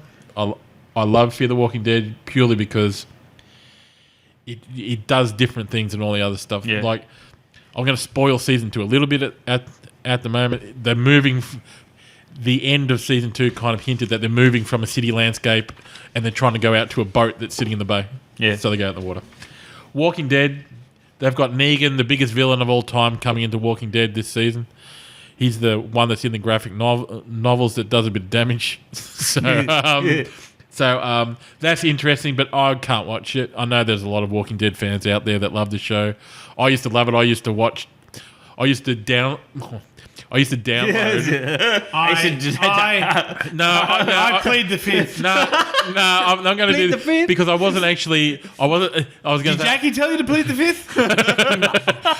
I was downloading The Talking Dead, which is the talk show after The Walking Dead, just because I love The Walking Dead so much. So, From iTunes and Stitcher. yeah, from official source. So, The Walking Dead, I'm not watching anymore, so I don't know what to say about that.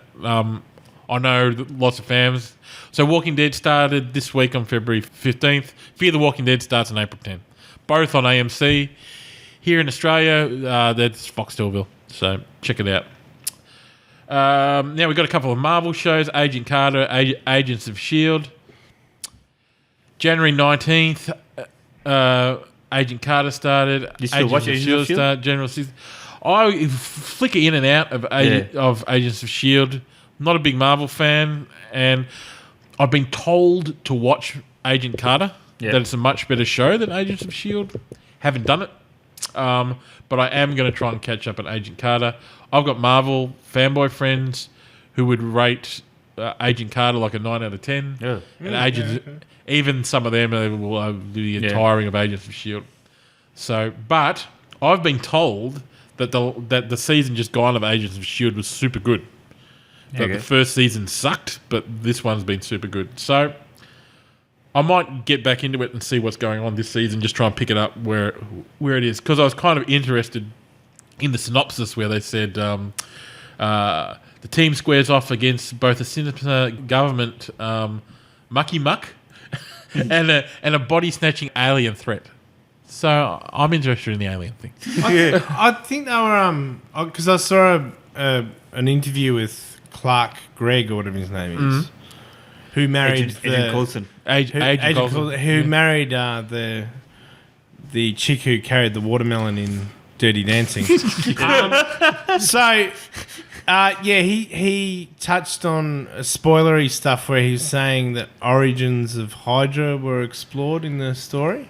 Yeah. And, you know, Hydra's obviously mentioned a few times in the Captain America film. So that's one of the reasons probably why I'd want to be catching up on Agents of S.H.I.E.L.D. I know, it's... Because I like the idea of the Hydra and all their bad organisations. I think it's just something with at the moment I'm dedicated to same...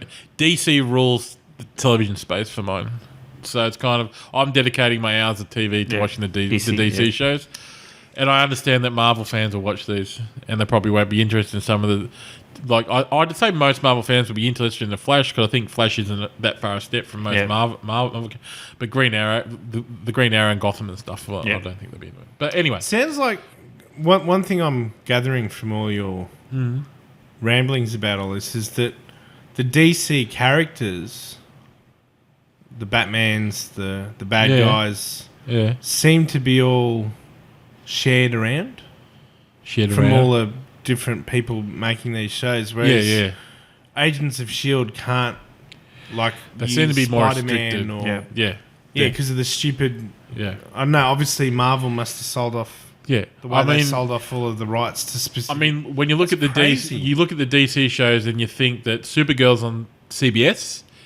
And the Flash is on the CW, but those two networks got together and organised with DC. We're going to share these characters, even though we're on different networks. That's the world that DC's in. And this is why the Lego stuff works so well, because it's the Lego entity. They work with, it doesn't matter who it is, and they've got free. And it's stupid, this whole, we can't use Spider-Man in... Because there might be an episode where Spider-Man helps out S.H.I.E.L.D. It's very possible. No, there's no doubt about that. It's the world we live in. It's the world we live in. And it's TV, so it's small budget stuff. I'm going to try and give Agents of S.H.I.E.L.D. a go, and I'm definitely going to watch some Agent Carter. But it's... I don't know what season Agent Carter is. I think it's 2. Season 2, Yeah, so... I'll give that a go. Agents of S.H.I.E.L.D. are just going to try and pick up from where it is. I can't believe they haven't made like a proper X-Men type X-Force or X-Factor, you know. Well, there is an X-Force coming out. Yeah, there is. The movie, but... Yeah, the movie. There's a Defenders that's coming. Yeah, there is a Defenders. Netflix. And that's when they're going to bring in cable and all that kind of stuff, I guess. All right. So, whilst we're talking of Netflix... Luke Cage. There will be 2 Marvel shows coming out this year. Luke Cage is definitely confirmed for around November 2016. Yep. Marvel's Iron Fist, which is supposed to be a Netflix movie. That's supposed to be late. They've only said late 2016, but I've also seen where they've said 2017. So, and Frank Castle is getting his own series too. Yes. Yep. So after Luke Cage, obviously.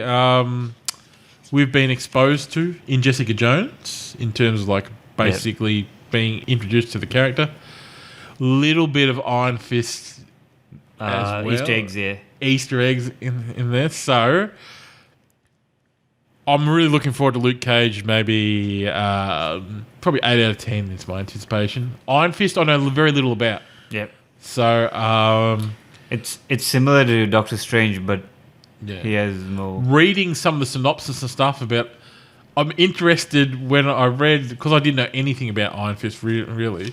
When I just saw the words Kung Fu Mastery in terms of... This, I was like, all right, I mean, that's good enough for me. It'll make a great TV show if they do that training and... I think I'd like this because I watched a fair few Kung Fu movies back on the SBS. But then there was... back in the day. There was something that concerned me. Ooh. When he said, like... His fist, like he he summoned or focused the power of the chi, and then that turned his thing into an iron fist, like the natural energy, like the Force. Oh, cool. So, It's all right. so we'll see how it goes.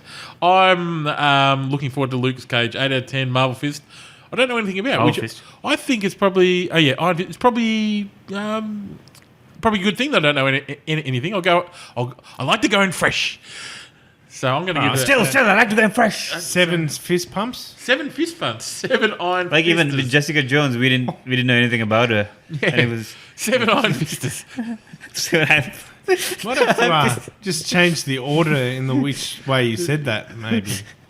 I'm staying with them, 7 iron fisters. Okay. You just have 7 iron pistons. No, fisters. Plural. Plural. But we're leaving that in the podcast because it's pretty funny.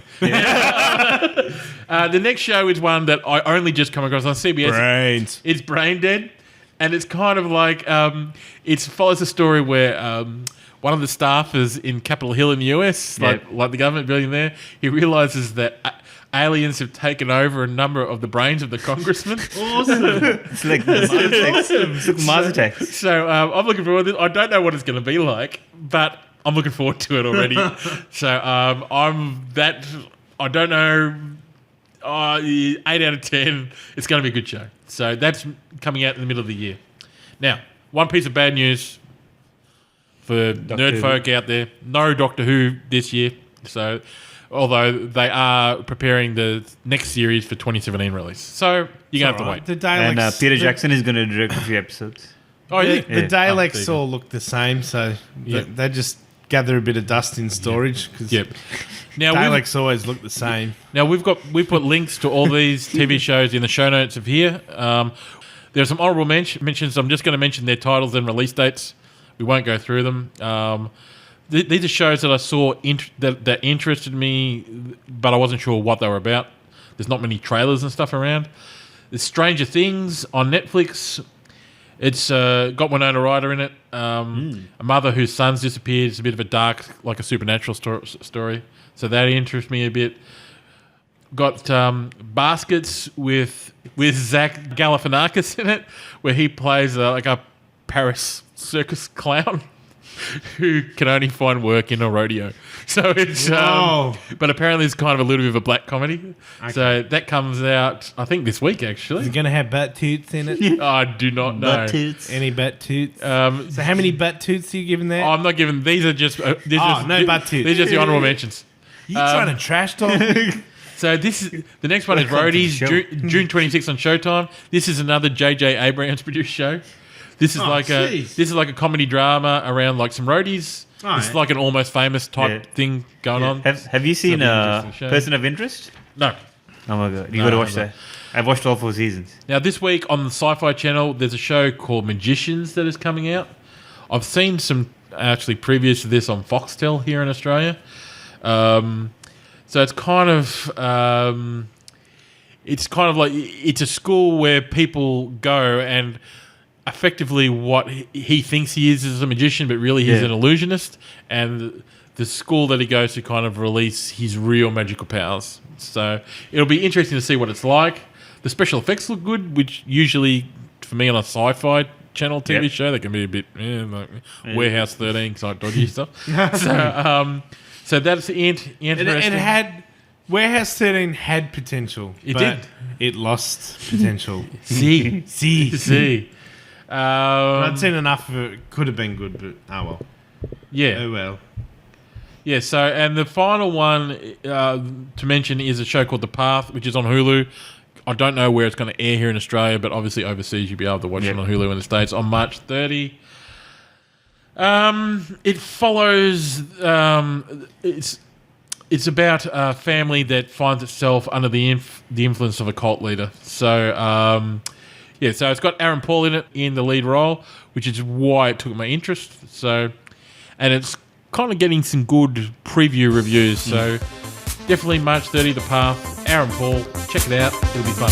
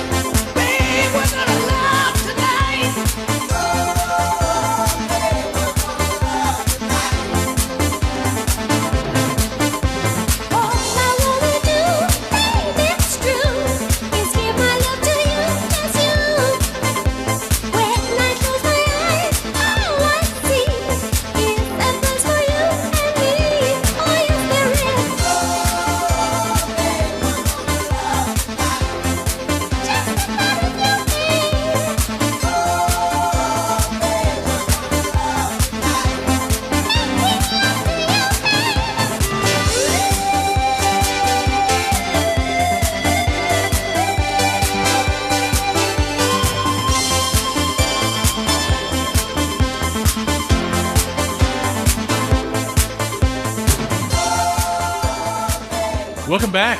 We got the second edition of the Meaning of Life series, where we investigate the meaning of sayings that we use, but we've really got no idea where it came from. Where they came from. So this week we'll be looking at Saved by the Bell.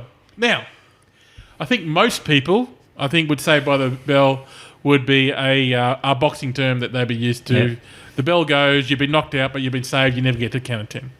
So that story has been around, and I think it's the mainstream story, which everyone accepts. Since the 19th century, I think everyone's accepted that's the case. That's Save what it that is. bell. But looking into this saying, there is a more macabre version of events. Back in the 1700s, there was a little bit of illness going around the joint. Plague. A little bit of black plague. Bubonic proportion. All that kind of stuff. Rats just running loose, letting germs off all over the place. So you had the tendency to not live as long as you may well should. Anyway, you may also not be quite dead, being an illness. But couldn't they check the pulse? But they were quite keen to shove you off out of the streets and make sure no one got sick. So they, at times, Grandpa's dead. Check him. At times, they may have put you into a box before your time and put you under the earth to, if someone maybe got well in the meantime whilst they're under the thing, there's stories going around that they may have put bells inside the coffin. So if you did wake up, you could give it a bit of a ring. No, I think wasn't there a rope or something to the? Yeah. So you could ring this thing, and they come and pick you up and say, "Trev, sorry, mate." Trevo. Trev didn't mean to bury you. Trevor's in the grave. Yeah, Trevor's in the tree. Trevor's in the grave. Now, you know the girl in that ad? Yeah. The Trevor in the Tree You ad? bumped into it. No, she is on a tele movie series with an Australian actress who's in a lot of Australian stuff. Oh, you're talking about the girl with the dark hair. Yeah. Not the hot one. No. The girl that the fireman ran into their car. He jumped on the. I've got no idea how we got onto this. Were we just talking about people dying in 1700s in graves? No, Amy. It's Amy now we're Insurance. talking about some. It's Amy Insurance. Yeah. It's pertinent. Yeah. So there's one bloke dressed as a fireman and the other bloke dressed as a nurse. Sexy nurse. Yeah. Sexy nurse. And he jumps out of the tree onto her car. Yeah. But now she's a legit I've seen TV that, actress. Yeah. She's made The it. cute one. Yeah. Yeah. She's made it. Still not as cute as the lady in the cash converters ad though. No. I'm not going. She's a hottie. Because if we go down this line of thing, we'll start getting to the war of the Toyota girl and the Ford girl.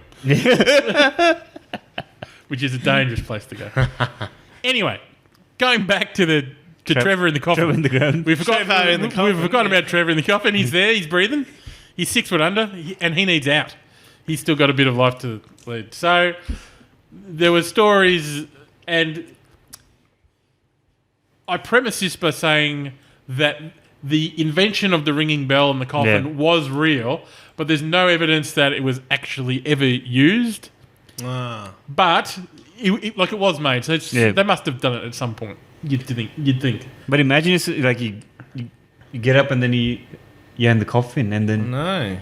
you freak out and you die. Talk for desperate measures. Yeah. But why have you fallen asleep in the first place? Is it because you're a little bit sick or? Well, no. If you get to the point where you're passed out and your breathing is so shallow and stuff that you can barely. But he would still have a heartbeat, wouldn't he? Yeah, but did they have stethoscopes But they and could stuff in the hold 1700s? your chest. Oh. Yeah, but it still happens now.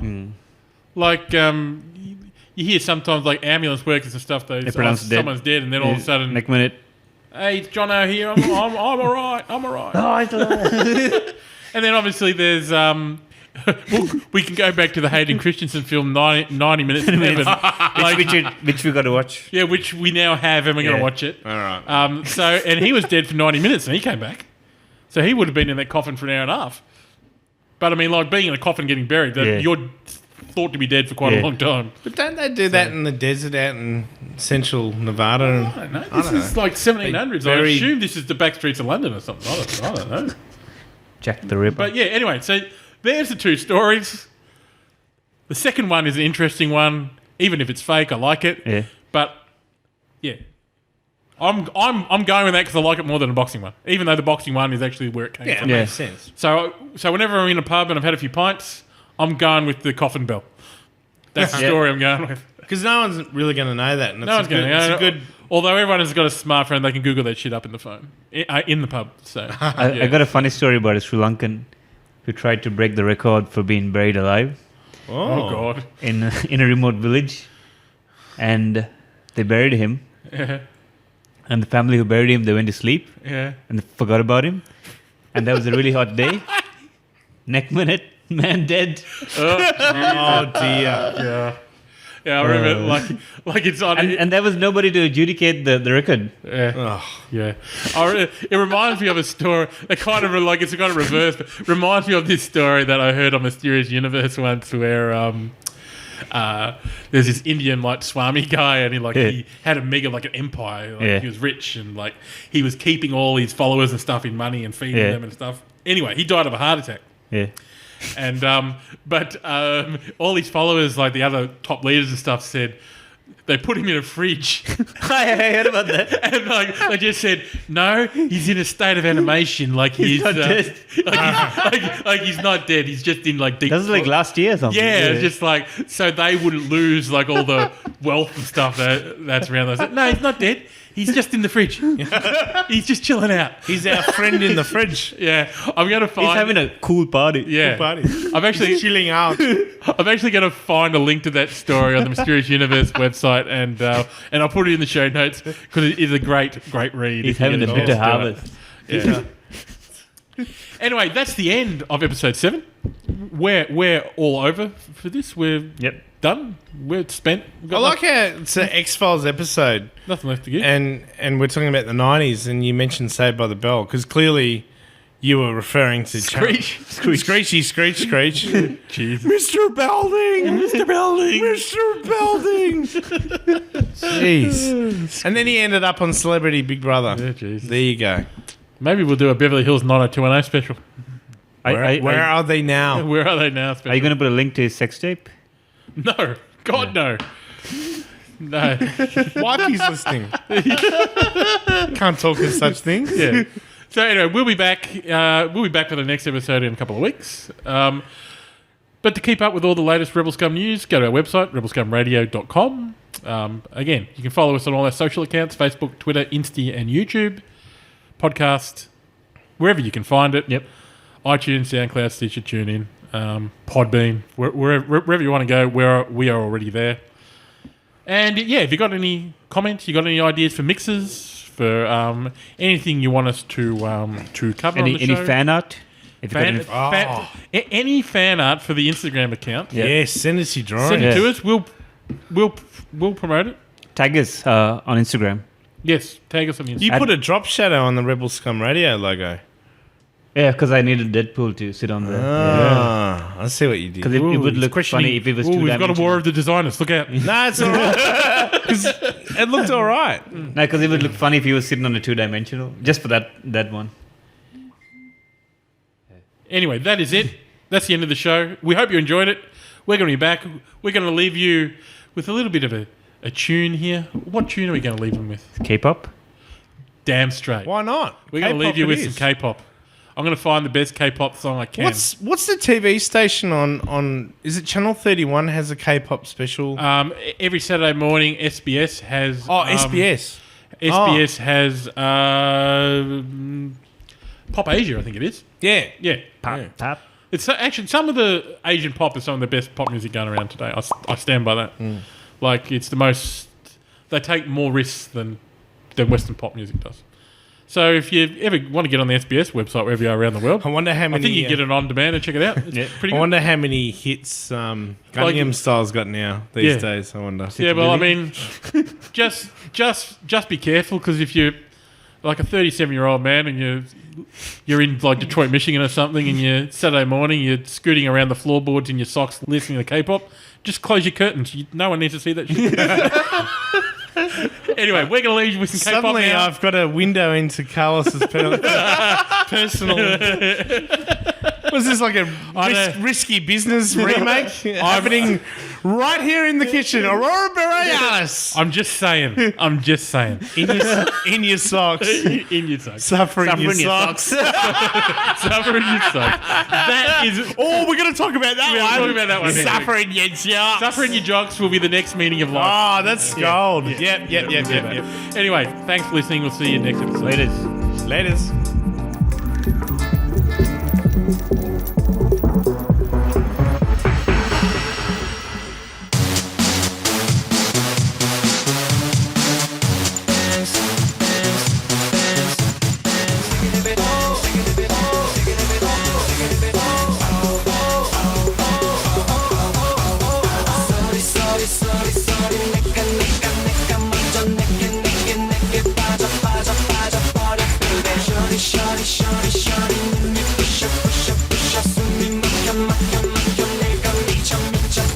바라보는 눈빛 속에 나는 마치 뭐에 홀린 너 걸어오는 너의 모습 너는 마치 내 심장을 밟고 와